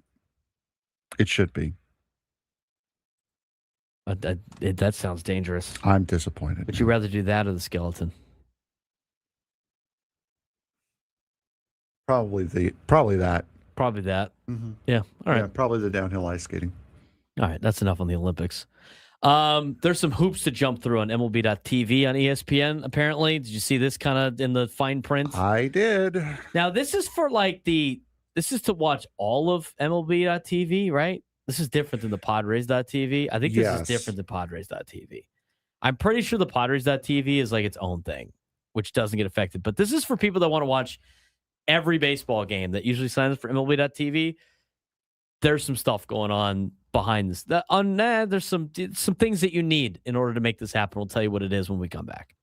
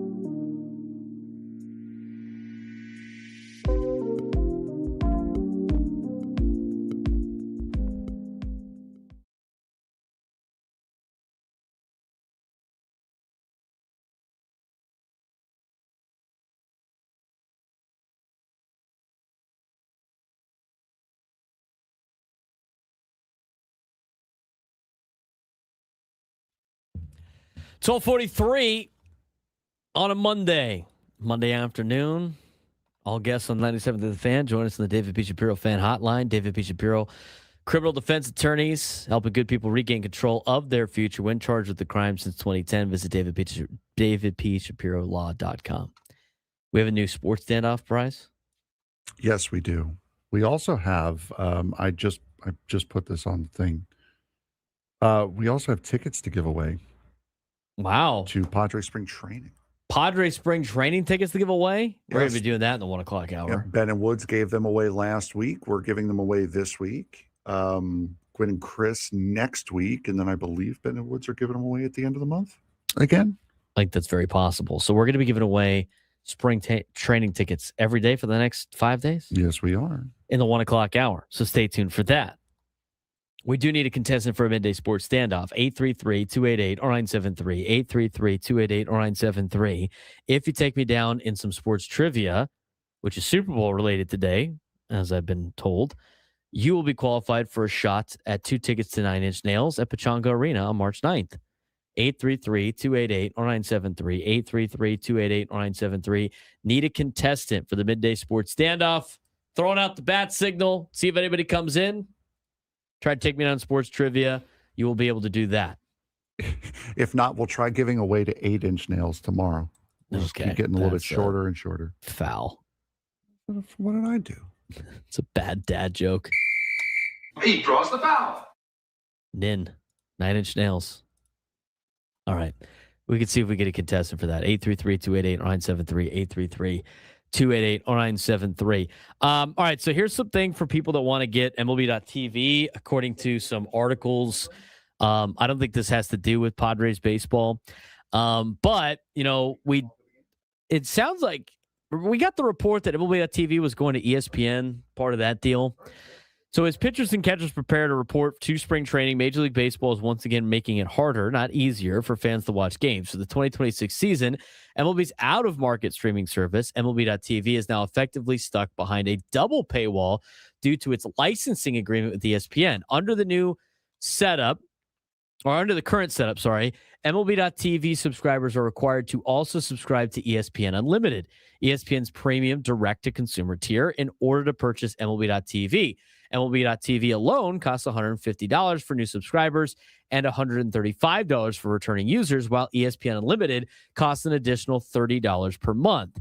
Major League Baseball and ESPN insist there are workarounds, but they are buried in fine print and poorly communicated, according to this article. Subscribers receive 1 free month of ESPN Unlimited upon signing up for MLB.TV and can cancel the ESPN service during the trial when still keeping MLB.TV for the entire season. Fans who already receive ESPN Unlimited through a cable, satellite, or virtual TV provider do not need to pay extra. Additionally, subscribers whose MLB.TV accounts are set to auto-renew from last season are exempt from needing ESPN Unlimited at all. The problem, of course, the system is extremely confusing, and many fans are likely to overpay, either by failing to cancel ESPN Unlimited during the trial or unknowingly paying for a service they already received through their TV provider. Confusion appears to be similar issues ESPN has faced since launching ESPN Unlimited in August. Tennis fans were recently outraged when the Australian Open matches quietly moved from a far cheaper ESPN Plus to ESPN Unlimited. Even worse, only select pay TV providers can currently authenticate ESPN Unlimited access, contradicting ESPN's messaging that all cable subscribers would be covered. Whether intentional or not, lack of transparency has almost certainly boosted ESPN Unlimited subscriptions. Fans desperate to watch live sports are paying first and asking questions later, and ESPN is benefiting from that kind of desperation. Again, this has nothing to do with Padres.TV. It's more of an MLB.TV thing. And I honestly think it's kind of it's a rough move by ESPN to try to get more subscribers, which is very annoying. So I can see where there might be a lot of problems with this. It's not Padres.TV. It has no effect on that. This is for people that want to watch out-of-market baseball games, and there's some workarounds. And I guess it seems like if you don't want to overpay, you might have to do a little bit more research on this when it comes to the deal. I hate when companies do this. It stinks. But again, I don't think this has any effect on the Padres, if I read this correctly, Frank. Streaming piracy is about to get very, very big, especially with the baseball season. I mean, it just reeks of corporate greed. It's disgusting. It's embarrassing. Now, I have ESPN Unlimited, so I mean, I'm fine there, but I'm not getting MLB.TV. There's no shot I'm getting MLB.TV, and I think there was some sort of provision in there. I think there's probably there's ways around it, but like the provision was if you had it last year, it's pretty easy.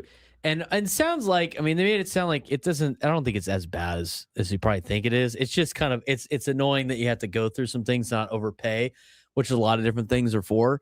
But with the ESPN thing, you could theoretically sign up for MLB.TV and then you receive a free month of ESPN Unlimited and then cancel the ESPN Unlimited, but you still keep the MLB.TV. I think that's an interesting workaround. But you have to be proactive about it, right? So this is more of an ESPN problem than it is a Major League Baseball problem because there's ways, and again, it doesn't affect watching your favorite team here in town. I think, now don't quote me on this, but this is what I saw, and I saw a couple different outlets saying this. A league source tells AA that existing MLB.TV subscribers who are set up for auto renewal will not need an ESPN Unlimited subscription. So that might be true. That might not. Again, before people start calling about this doesn't affect Padres. Yeah, no, it does not. It's a separate entity. This is just for like if you want to watch all baseball. ESPN bought that. So yeah. Blame Mickey Mouse for confusing the confusing ESPN deal. All right, let's get to the midday sports standoff. Welcome to Midday Sports Standoff on the Braden Surprenant Show. I can't believe what I'm seeing right now. The ultimate head-to-head battle where sports knowledge and quick thinking collide. No, it's no good. Are you kidding me? Contestants will go toe-to-toe with Braden in a sports trivia deal where every correct answer brings them closer to victory. Down the sideline! Wow! Unbelievable! But 3 strikes and it's game over. This is not Detroit, man. This is the Super Bowl. Can you outsmart Braden? The Midday Sports Standoff starts now. All right, Frankie, we got playing today. We have Brandon in Santee playing today. Brandon, how are you doing today, bud? I'm doing good. How you guys doing? Good. All right, so the topic of our game, as Braden said, it is Super Bowl related. So the question today is going to be states who have held the Super Bowl since 2000. There are 11 different states that have hosted the Super Bowl since 2000. Who are they? Brandon, you have the first guess. It's the state where the Super Bowl was played, not the teams, correct? Correct, yes. Just the state where the game was played. Florida. Florida has the most at 6. Braden. California. California has the second most at 4, 5 as of next year. Brandon. Texas. Texas has held 3, most recently in 2017. Braden. Louisiana. Louisiana has also hosted 3, most recently last year. Brandon. Minnesota. Minnesota did hold the Super Bowl in 2018. That's their only one. Braden.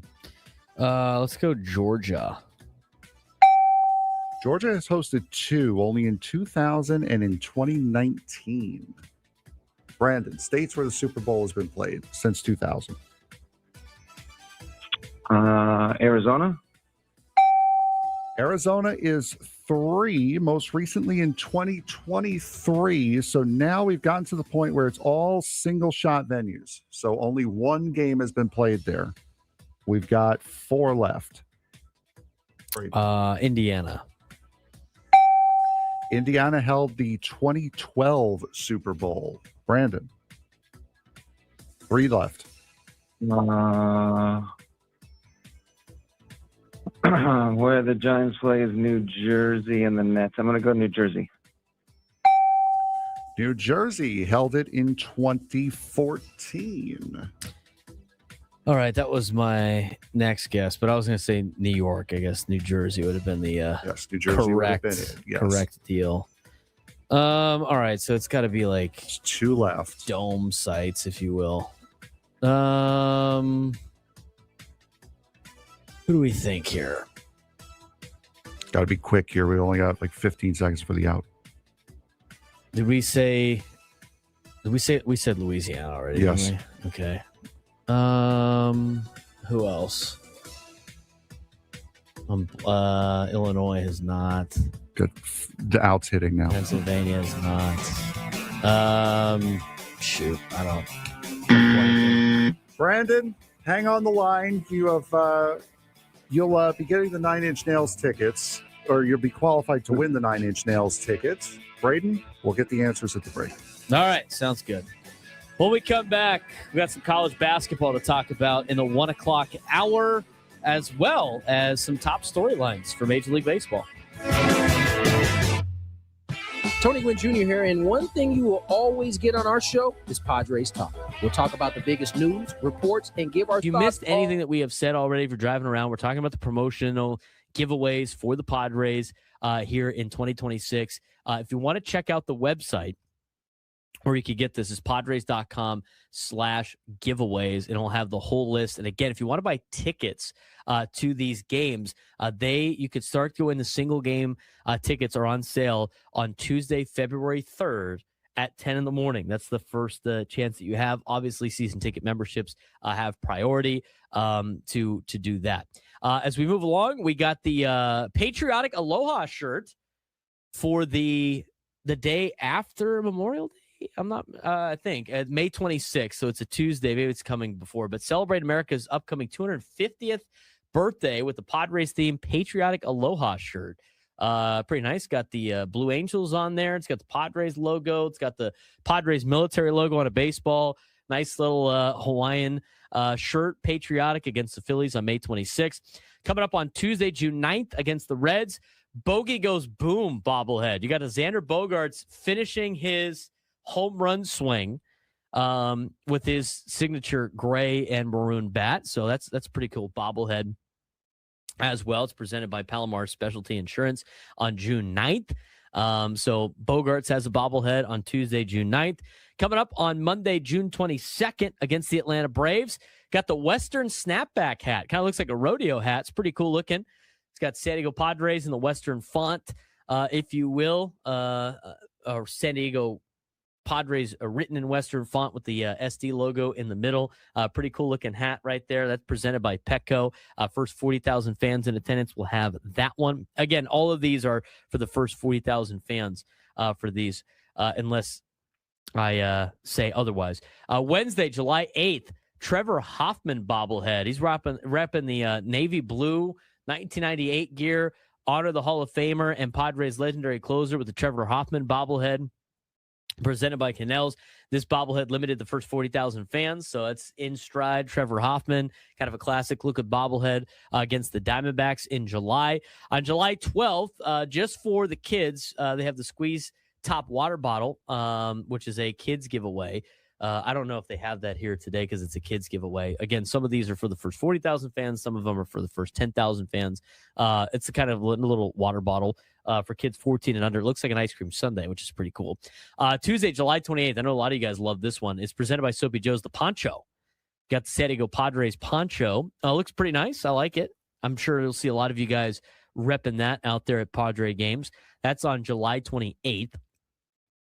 Bucket hats. Everybody loves the bucket hat. You got a reversible bucket hat, which you have multiple looks for. You have the Padres white home uniform version. You also have the sand away version as well with the swinging friar on it. Multiple looks. Home and away bucket hat will be Thursday, July 30th against the Giants. A 6:40 start, first 40,000 fans. Coming up on August 10th, a superhero pocket tee presented by San Diego Community Power, which is pretty cool. Usually right after the Comic-Con road trip that the Padres have to go on. So a little bit of a superhero t-shirt. Pretty good front and back. It's got that front pocket. Small logo in the front, big logo in the back. It's good style for a t-shirt, let me tell you. Coming up on Sunday, August 23rd, it's another kids giveaway. You can check that on the website. Monday, August 24th, the next day against the Pirates, you got the Jackson Merrill robbery bobblehead. So it's Jackson Merrill robbing a home run with the blue fence right there in his home uniform. It's a pretty cool looking bobblehead. And then this is the best one. You thought you were going to give away. You thought you were going to get a secret. You thought you were going to get a secret. You thought you were going to find out about the City Connect uniforms. Well, we have the bobblehead for the City Connect uniforms. It just hasn't been painted yet. They're not going to display that until the new City Connect uniforms are out. But they have the Fernando Tatis City Connect bobblehead presented by Big Bully Turf. That will be on Tuesday, September 8th against the Washington Nationals. Dressed in the Padres City Connect 2.0, the Tatis City Connect bobblehead presented by Big Bully Turf channels Nando's flair at the plate, limited to the first 40,000 fans in attendance. Dynamic details of this bobblehead will make it a centerpiece for your collectibles. Again, we don't know what the City Connect uniforms are yet, but that is what that will look like. It's that time again. Get to the biggest fan, but to answer the question, the trivia question today, the 11 states that have hosted a Super Bowl since 2000. We got most of them on the thing and then ran out of time. We had, you have the list. I had it on the sheet. I guess I deleted it. Since 2000, 11 different states have held the Super Bowl. Florida has held it in 2001, 5, 7, 9, 10, and 20. California was 2003, 16, 22, and 26. They're also hosting again next year at SoFi. Louisiana, 2002, 13, and 25. Texas, 2004, 11, and 17. Arizona, 2008, 15, and 23. Georgia, 2019. New Jersey in 2014. Minnesota in 2018, Indiana in 2012, and now the two that we missed, Nevada in 2024, and then Michigan in 2006. Those are the two that were missed. Yeah, I don't even remember the 2006 Super Bowl. I only remember it because the Rolling Stones did the halftime show that year. Oh, is that the one that the Rolling Stones did? Yes, it was. I was 11. I'm surprised some of these dome stadiums didn't host more. Yeah, that's what I was saying to you. It's like, it does. It feels like Florida and California. Florida gets like almost every single. Florida and Louisiana to me. Right, always. But they've only had two in the last 15 years. Like, it feels like they're there every other year. And Florida, since 2010, has only had two. There's some Super Bowl host sites that should never happen. Like, New Orleans should never host the Super Bowl. Until they get a new building. Their building is awful. Their building is awful. And that's why it's like such a crock of you know what. When the NFL told San Diego, well, until you get a new stadium, you're not going to be able to host the Super Bowl, yet they continually go to New Orleans, which is such a dump of a stadium. But it's the Superdome. Yeah, whatever that means. It's got super in the name. Superdome, Super Bowl. It's dark. It's depressing. It's just, it's not a great venue. So your clap back to that is, but Superchargers, home of the Super Bowl. You're close to getting another foul. Well, no, I'm saying that's your count. I'm just saying that would have been another foul. I'm just saying that would have been the 2004 counter. Is, well, you need a new building. Okay, well, Superdome, Super Bowl, Superchargers, Super Bowl, same thing. It's rough. That's the counter I would have used. You're taking us away from the biggest fan time. Well, we got time now. Congratulations to today's biggest fan, Travis Trudeau in La Mesa. Travis Trudeau in La Mesa. Give us a call within the next 10 minutes, 833-288-0973, 833-288-0973, and you'll qualify for our grand prize, 20 tickets for you and your friends for a night in our Odyssey Suite at a Padres game with all the fan staff later this season, catered by Spiro's Mediterranean Cuisine.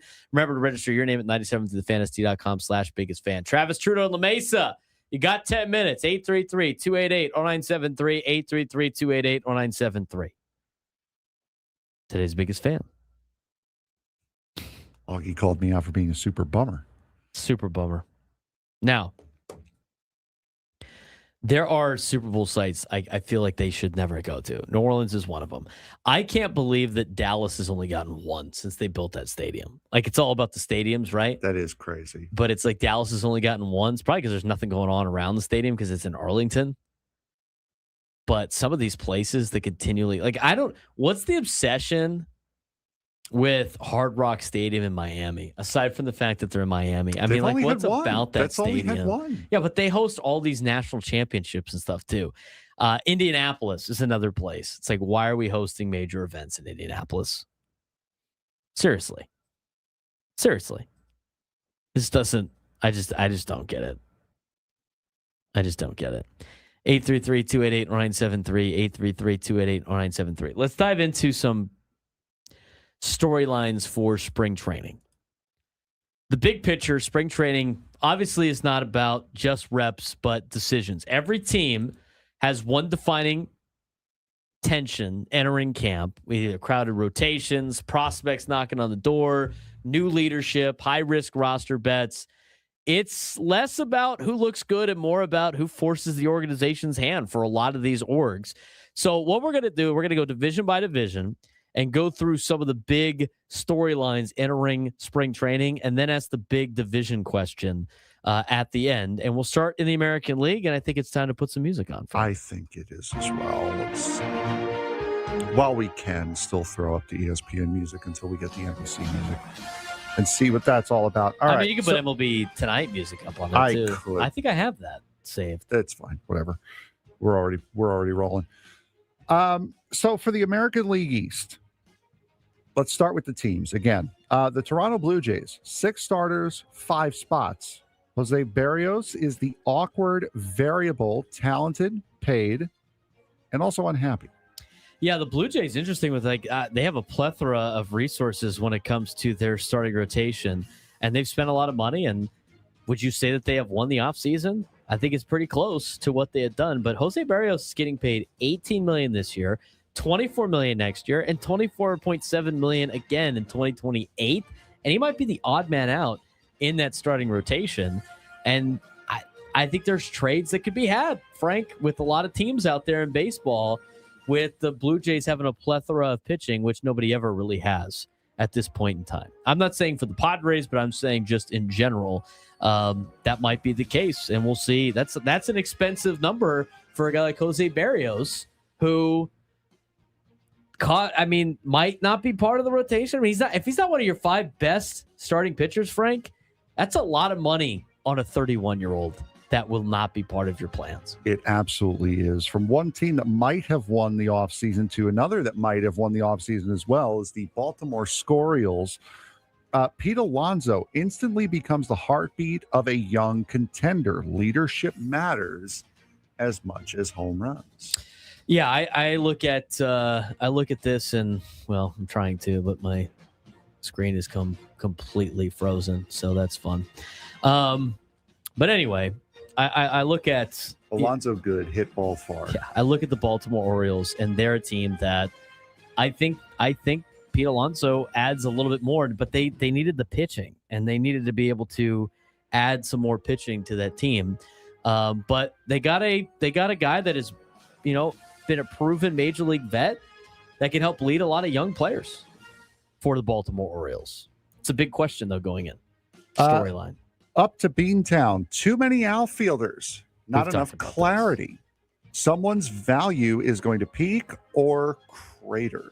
Yeah, somebody's going to be the odd man out. Now, I brought that up. The reporter was like, well, I don't know if it's going to be odd man out. Well, somebody's not going to play. So I'm interested to see what the outfield race is going to look like for the Boston Red Sox moving forward. And again, they made one trade already today. They needed some infield help. I think they got some infield help. The pitching looks good, but we'll see what happens with Caleb Durbin. They decided to part ways with Alex Bregman and not bring him back. They decided to trade Rafael Devers, and now you got Caleb Durbin in the infield. We'll see what happens when it comes to having a lot of outfielders and then hoping it's all harmony. Here's the other thing, too, and I think the Orioles are going to run into this problem as well. There's not a roster spot for all these guys, and somebody's going to get stuck being the platoon player. We'll see if they make a trade. They have a plethora of riches in the outfield as well. To the Yankees now. Same roster, same confidence. The bet is that health, especially Garrett Cole, and bullpen tweaks will be enough. I don't think it's going to be enough for the Yankees. It will not be. I don't think it'll be enough. Frank's biased when he says that. I am not. I just don't think it'll be. I don't think it'll be enough. No, like I said, if they get knocked out before making a World Series, do not be surprised if Cashman and Boone are both gone. Yeah, you can't fire one without the other at this point. And the fact, and to me, I think they have probably would have fired Boone if it wasn't for the fact that it'd be hard for them to let Cashman hire another manager and then let him go again, and then 1 year and then it stinks, and we got to clean the manager out again. I mean, they got a lot of problems. This has to be the last hurrah for that particular regime in the front office for the Yankees, because you brought Bellinger back, but that is an aging team. Yes, it is in the Bronx. Down south, a rare internal competition for the Tampa Bay Rays. Prospects finally pushing Tampa's plug-and-play model. We'll see. I mean, the Rays always put good teams together with a lot of prospects and young players. The division's too good. Mm-hmm. The division's too good. I don't think it's going to be enough. They added Nick Martinez. I think he gets traded at the deadline. And that's how I see that. I mean, the AL East stacked, also fragile. I mean, they're very top heavy, I would say, all these teams, because every one of these teams, this is the argument I always bring up in the National League. We'll get to the National League in the next segment. But all of these teams, Frank, might seem great on paper, but then you start looking and they have massive holes in their roster. Yep. And one of these teams is guaranteed to make the playoffs, and multiple of these teams are probably going to make the playoffs. Yeah, and that's the big thing with the American League East. They're stacked, but also fragile. One wrong internal decision could swing the entire division. Talent is not the problem with the American League East. It's not. Fit is. 100%. Are the Blue Jays' 6 starting pitcher rotation plans a strength that will dominate the American League East, or a recipe for chaos with José Berrios in an awkward spot? It could lead to some drama, which could lead to a problem, right? Because if you want to go with a 6-man rotation, it'll be fine. But I mean, they have to have guys in spots, right? I mean, it just kind of depends on José Berrios. I don't. If he's not good enough to be in the rotation, then he's not really in an awkward spot. That's more on him than anything else. And he has been regressing really since he showed up in Toronto, when he was the big addition that they had a handful of years ago. And it was rumored that the Padres were interested in José Berrios when that happened. So he's just going to be a very expensive piece on that team. And do they go with the 6-man rotation, or do they do something about Berrios, who might not make it? But if Berrios makes it, then there might be some other moves mixed in there for the Blue Jays. I still don't think it's going to be that catastrophically bad, because you can never have too much pitching, and the Blue Jays have a lot of pitching. I think that benefits them more than it hurts them. I agree as well. To the American League Central, the question is youth versus readiness. Tigers' Kevin McGonigal is the most intriguing name in the division, and potentially the AL Rookie of the Year. I guess he would be the most intriguing name in the division, but we haven't really heard too much on him. But it just shows the plethora of riches that the Tigers have coming up in the next couple of years when it comes to their young talent. I think that there's so many other players that you have heard of more than just him. And there's rumors about McDougall potentially being the Rookie of the Year candidate for the season starts and everything that plays, everything with that. But all we know is the Tigers are young, and they got a couple of good guys and veteran players at the top of the rotation. That sets up for a very successful year. To go Aztecs, we did not give up on the 30 teams in 30-ish days.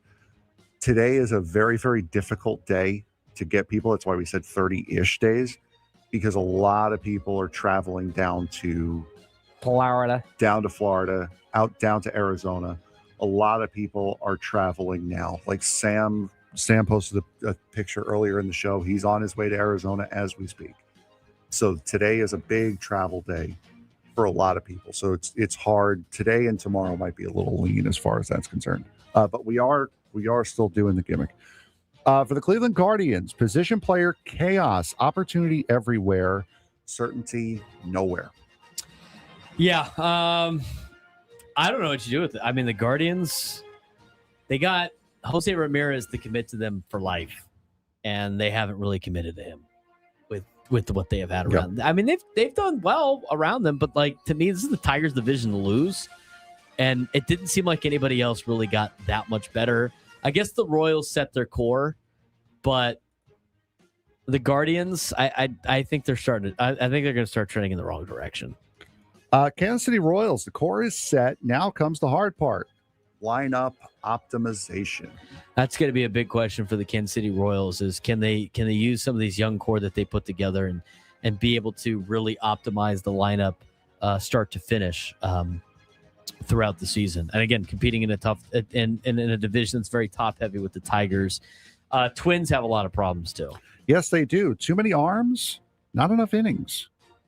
I find it interesting that it's not. We decided to trade our entire team at the deadline, but now we're competing in 2026, and we decided not to complete the entire trade of everybody off by keeping Byron Buxton and keeping Pablo Lopez and keeping Joe Ryan. Do you think those guys stay by the end of the year? Depends on where they are. If they're garbage, then no. If they're contending, they're going to be very happy that they kept them. That's the obvious part. Are they going to be contending or not? No. They're not going to be contending. I think those guys get shipped off.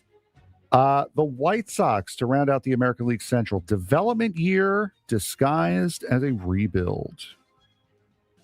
Yeah, it's going to be a lot of those years. It's going to be a lot of development years. Is that the last 7 or 8 years for the White Sox? Yeah, that's since 2005, I guess. No, they had some, like right around the COVID, they got some. They had a lot of good players, good young players that are now all over baseball. But you can call it whatever you want. It's a rebuild, if you will. They have been in a long rebuild. Big question for the American League Central. Are the Tigers, Kevin McGonigal, and other young players ready to make the Guardians, Royals, and Twins look old? Or is this just spring training hype?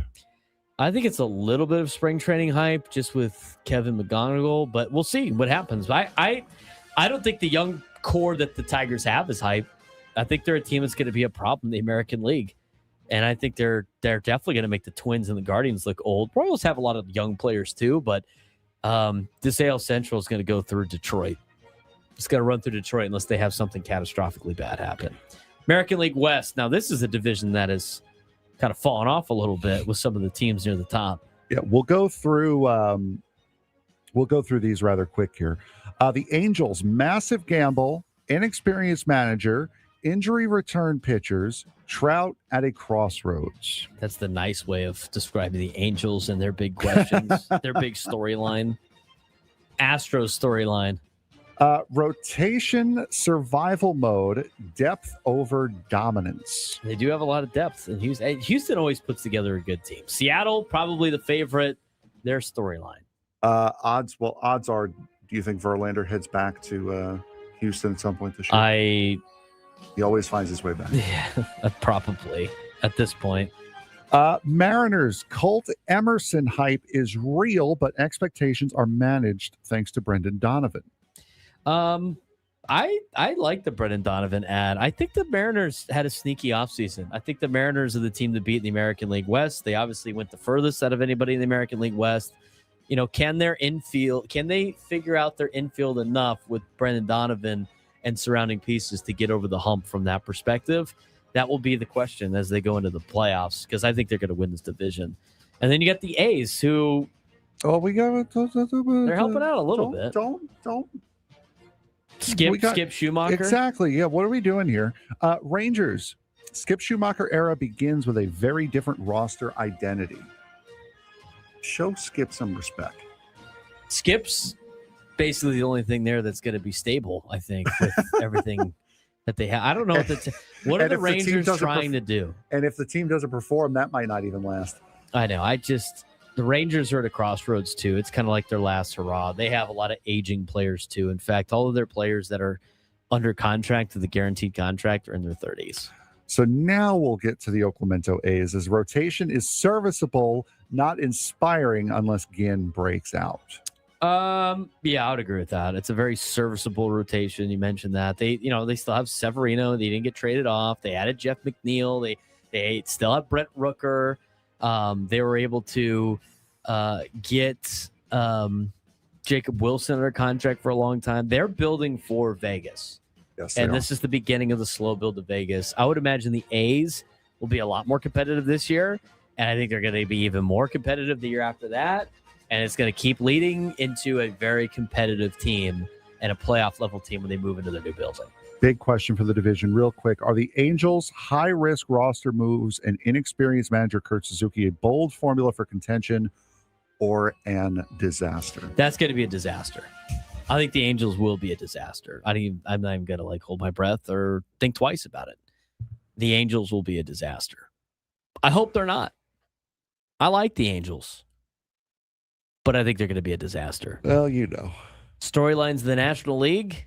What's going on with the Padres? They actually have a little bit more of a extensive portion to this particular subject. Each team's top storyline entering spring training from the National League's perspective when we come back.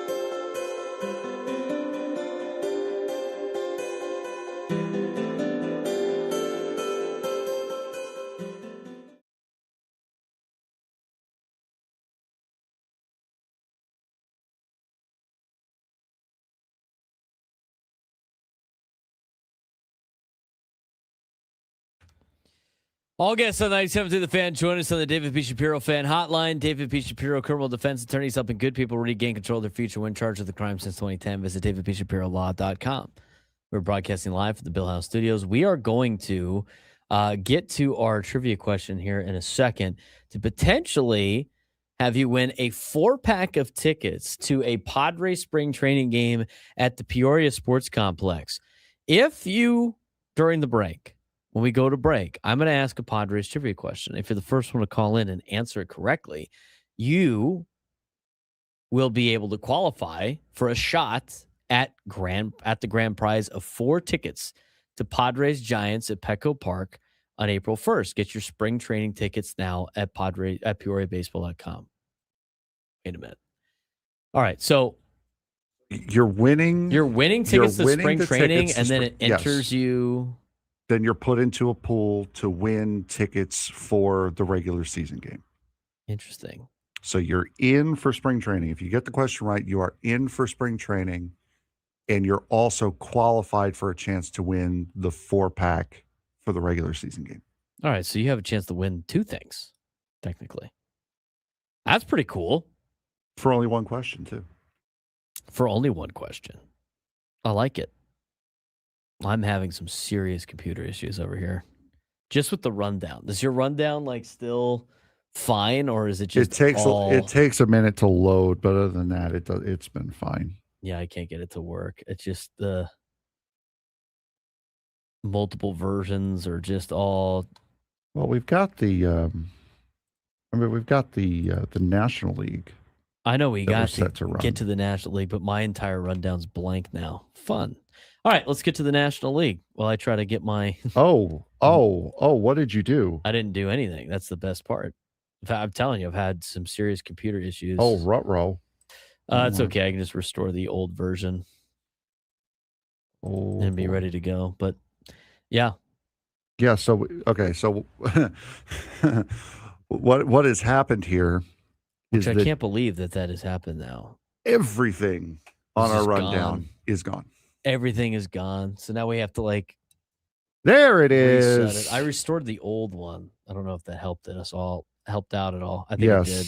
Yeah, we're back. That's the best thing about the Google Docs that we share. I thought it was just taking a minute for yours to load. I didn't realize that everything was gone. Yeah, it was doing that too. I mean, it was awful. I went to update during the break, I was updating the college basketball segment that we're about to do with some notes on there that I was taking on USD. And as I was doing that, catastrophic failure. And I still can't I finally got the 1 o'clock back. But for some reason, the college basketball segment portion, when I try to make tweaks to that, it has a meltdown, which is interesting. That's awesome. No, it's not. There's nothing awesome about that. It's awesome because it's terrible. Is that why it's awesome? Yeah. Yeah. Well, it's one of those you'll laugh to keep from crying kind of things. Yep. That happens a lot with the Google Docs. I'm sure there's a lot of people that's why you got to use Microsoft, whatever. Well, this is easy and convenient for me. I don't. But it's apparently, also free. Yeah, exactly. It's also, but apparently right now it's not either of those things. All right, let's get to the National League. We're back and running. Yeah, let's do that. All right. So, National League East. Health is everything. The Hotlanta Braves, the most dangerous, if healthy, team in baseball. All right, let's calm that down. The music or the Braves talk? Both. The Braves are kind of the most dangerous team in that division if they're healthy. Okay. But the problem is they're never healthy, Frank, so I don't know why you're worried about that. Just to go through it quickly, Phillies are ready to let prospects decide games, which is interesting because they got a lot of aging veterans on that team, so they're going to have to get a lot younger. For the Mets, Carson Bench is being dared to take a job You want to enlighten us on that? He's supposed to be really good, and I believe the Mets feel the same way because they have not gone out to help him in the outfield. So, yeah, it pretty much is his job. Nationals, one of the youngest leadership groups in MLB history. Full reset mode. I'll believe it when I see it before they start shipping everybody off. Marlins rotation auditions everywhere, but they just picked up Chris Paddock. Hey. Yay. The more I look at this division, the more I'm just like not afraid. Braves are dangerous if they're healthy. They're never healthy. Phillies have a lot of aging veterans on their team. They're going to let prospects help. The Mets are the Mets. You didn't really, they're the Mets. Too close to the Jets. Marlins rotation, auditions everywhere. Yay. I'm not scared about it. Health is everything, though, in the National League East.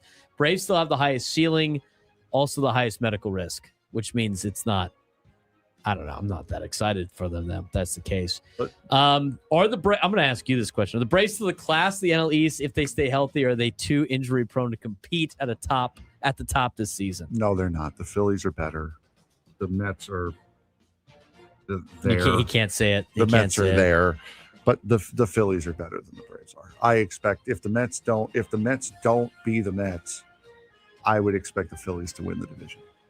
I think the Braves are still the class of the NL East if they're healthy, but the problem is they haven't been healthy for 2 years. So that's a hard stipulation to put in, which means in theory, I guess I would not believe that they're the class of the NL East. I'd probably say Phillies, and then I would say a strong Braves. Mets are too close to Jets, dude. You flip one letter, and all of a sudden you can go with and then there's the Jets. Yeah, well, that's a problem, man. That's a problem. Let's transition to the transition division of the NL. Yeah, I was going to say let's flip the NL East for the Central here. Cubbies, Alex Bregman is the tone setter, leadership as much as production. For the Cardinals, go ahead. For the Cardinals, JJ Weatherholt looks like a franchise pivot point. When will he be ready, though? Who knows? Cardinals have nobody on their team. The Brewers continue to move people, pitching depth without a proven ace safety net. That's a fact. Pirates, first real prove-it offseason in years. BS. No way. There it is. Fake. And the Reds' youthful arms fighting for relevance. I believe the Reds won for sure. Is Alex Bregman the missing piece that makes the Cubs serious NL Central contenders, or is this a signing that will not move the needle? The reason why the signing won't move the needle is because based on everything that we've just talked about in that division, the Brewers continue to trade assets away. It's their division to lose. It's the Cubs' division to lose by far. Who's going to compete with the Cubs? The Brewers? Cardinals aren't trying. Pirates are pretending to try, but they haven't done anything that is worth noticing, aside from the fact they have Paul Skeens, but who knows how long they keep him. The Reds, they have a lot of pressure, I think, to win after making the playoffs last year, but who is going to give the Cubs a run? Augie, I guess it's the Brewers, but they never.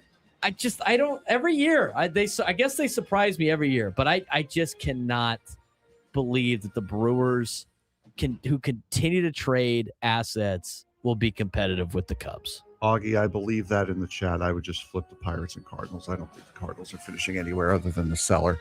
National League West, Dodgers, even with depth, Snell and Edmonds' health matters. Urgency still does exist for the Giants. I would believe that in a sense that their bench isn't very good. No, it's not. I mean, there's not a lot of holes on that roster because they could spend the most money, and they've continued to do that, but the bench is not great. Quinn and Chris were going over the roster the other day, and they got to the bench, and it was just like, oh.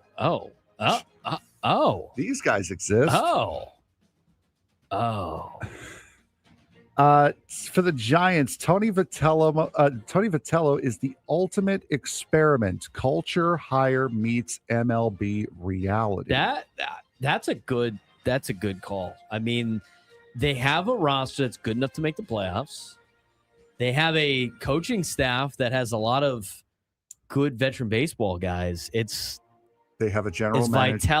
Is Vitello a really good coach? Or was he a really good coach because he had the best roster in college baseball because they spent the most money? That's a good experiment. I mean, Vitello he worked with college kids. is, does it work at the major league level? They've also got a general manager who's not afraid to go out and win the deadline. He's won it already. He's the defending deadline champion, Buster Posey. The Arizona Diamondbacks bullpen by committee. Risky. That is risky. They have good starters if they stay healthy, and they got a good young group of players, but bullpen by committee is a risky business for a place that is a hitter's friendly ballpark. For the Colorado Rockies, Chase Dollander is a referendum on a new pitching philosophy. Sure. Lovely. Sure. Chase Dollander's good for the Rockies, but is he going to be there long term? What are the Rockies doing? If Chase Dollander has any brain cells at all, he would get out of Colorado as fast as he possibly can. Yeah.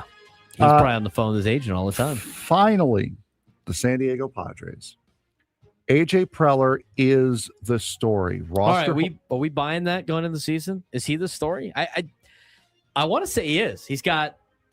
Currently he's in his final year of his contract. Haven't been extended yet. They always kind of live and die with what he does. I mean, he kind of is the story of the Padres, is he not? Yes, he is. Roster holes still exist. Rotation remains unsettled. Contract year pressure is real, leading to the question of the division. Can the Padres, AJ Preller, an unsettled rotation deliver a winning season, or is this the year the West exposes the Padres' deficits? I don't think the Padres have as many holes as people are making it out to be. I really don't. They have holes, but so does everybody else, right? Like, aging. Is Manny Machado going to suck this year? That's basically like what the question is, right? Because it's aging veterans, and then they look at two players every time. Xander Bogaerts and Manny Machado. Mm-hmm. Are they about to fall off a cliff? I mean, unless Manny Machado falls off a cliff, they're going to be competitive. In performance. Yeah, in performance. Unless he falls off of a cliff of production, they're going to be good. It's the same team that they brought back. Is it good enough right now to, win 100 games? Probably not. It's going to be more competitive. It's going to be harder to do with San Francisco and Arizona. But I think it goes back to the story of AJ Preller, and I don't think this is the completed roster yet. They still want to add a bat, and they still want to add an arm. Yeah, well, they would be in a little bit more trouble at that point, Adam. Yes, I would agree with you. That'd be the case if anybody did that. That would not be great. Anyway. But, yeah, they're still going to be competitive. It's going to be a good enough team to make it to the playoffs. There's not a lot of, that's the other thing too. Somebody always has to talk about how Manny never shows up in the playoffs. Well, you could make that argument for a lot of players that are on these teams. Arson Fudge. Yeah, Aaron Judge sucks in the playoffs. Mookie Betts was terrible in the playoffs. Shohei Ohtani was invisible in the World Series. That's right. Happens because it's a small sample size in a sport that's built on failure. Coming up, Aztecs basketball of the weekend. They did exactly what they needed to do. They beat Air Force. What's the road ahead? We'll talk about some college basketball to finish up the show. Braden Surprenant Show, Settings Number Sports Station 97 through the Fan.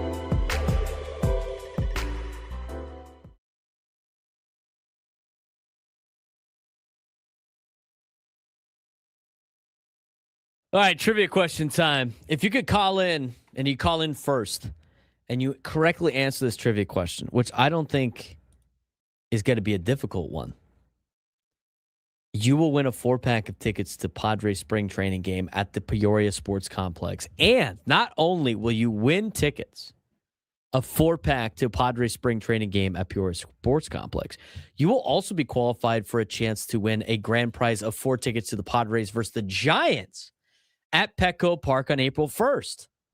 Get your spring training tickets now at PeoriaBaseball.com. 833-288-0973. 833-288-0973. Now, here's the deal. I'm going to ask the trivia question.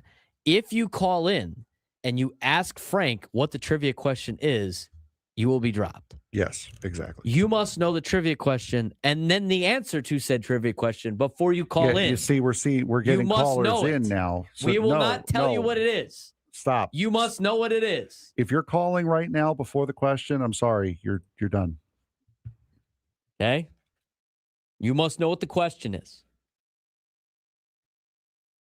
What city is the original city of the Padres spring training facility? What city was the original city in which the Padres would do their spring training? They did up until the 90s.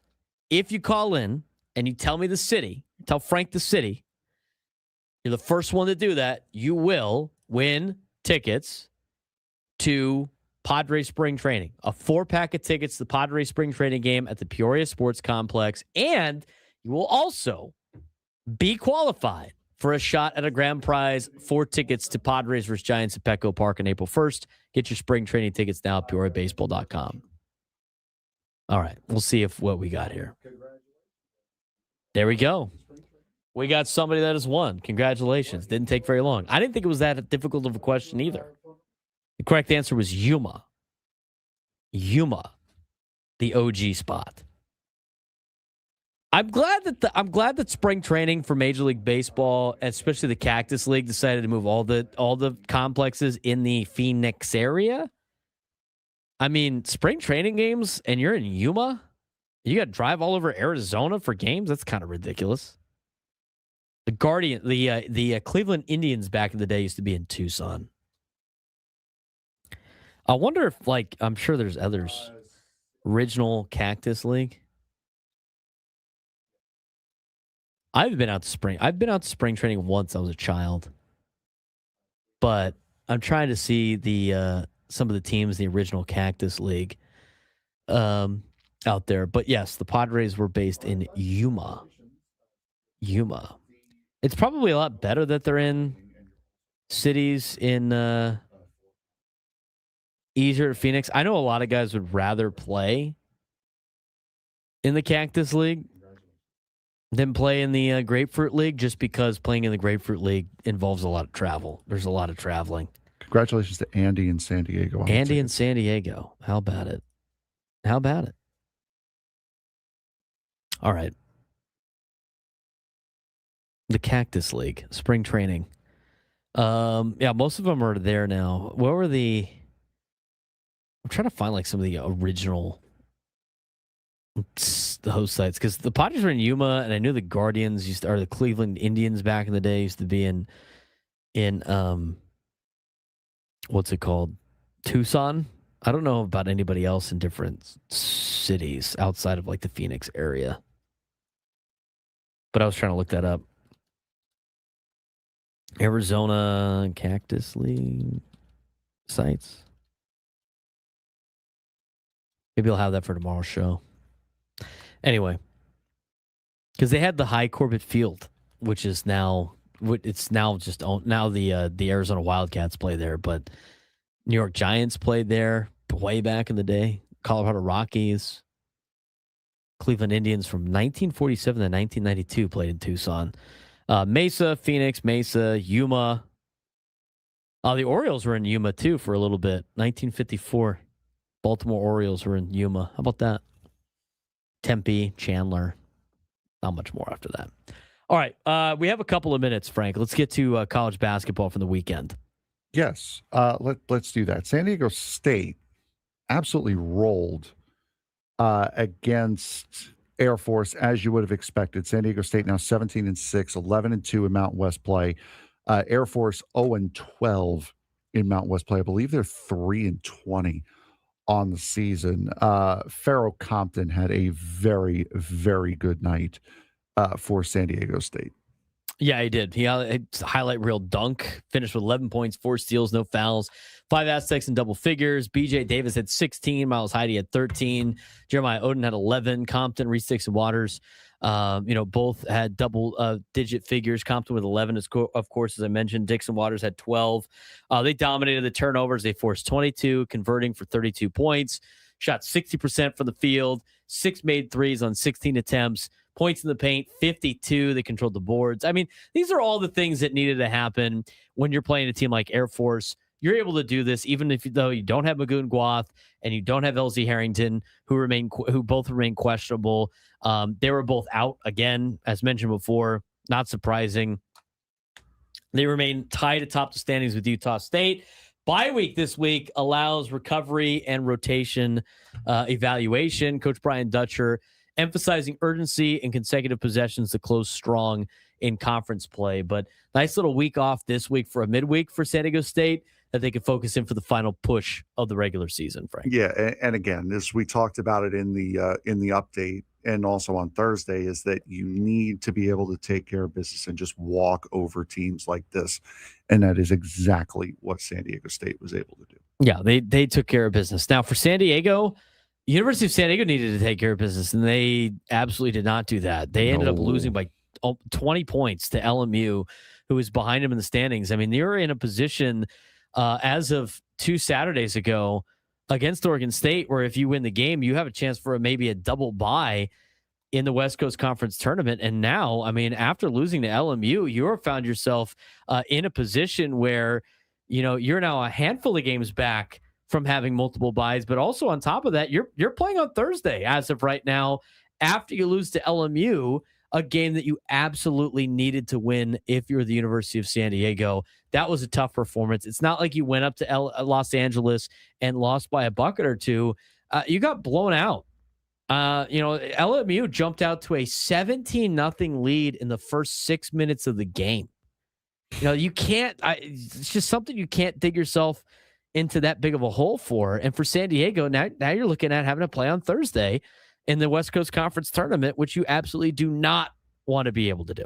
No, and that's a really, really, really rough way to start for San Diego. And UC San Diego playing in Hawaii didn't start much better either. They were down 11-0 at the start, to the point on the broadcast they were talking about, well, here we go again, because they were just down to whoever they played last. I forget who. They were down 13-0. CSUN or something like that? Yeah, they were down 13-0 at the start of that game. So the Tritons also not able to bounce back from an early deficit. And the frustrating thing was, again, it's like, no, they're continuing to fall in the standings. And USD, the problem with the thing that's frustrating with USD is if you win that game, you're 5-8, and you're right there in the thick of things to get multiple buys. You could even play yourself into Sunday. Mm-hmm. But now you're just really behind the 8 ball because you had the top 3 teams in the conference play teams that you're competing with, and you knew they were all going to win. We'll talk more about that on tomorrow's show. We got some more basketball to talk about. We got our updates to give you as well. For Frank Marchese, I'm Braden Surprenant. We'll talk to you tomorrow. Quinn and Chris coming up next.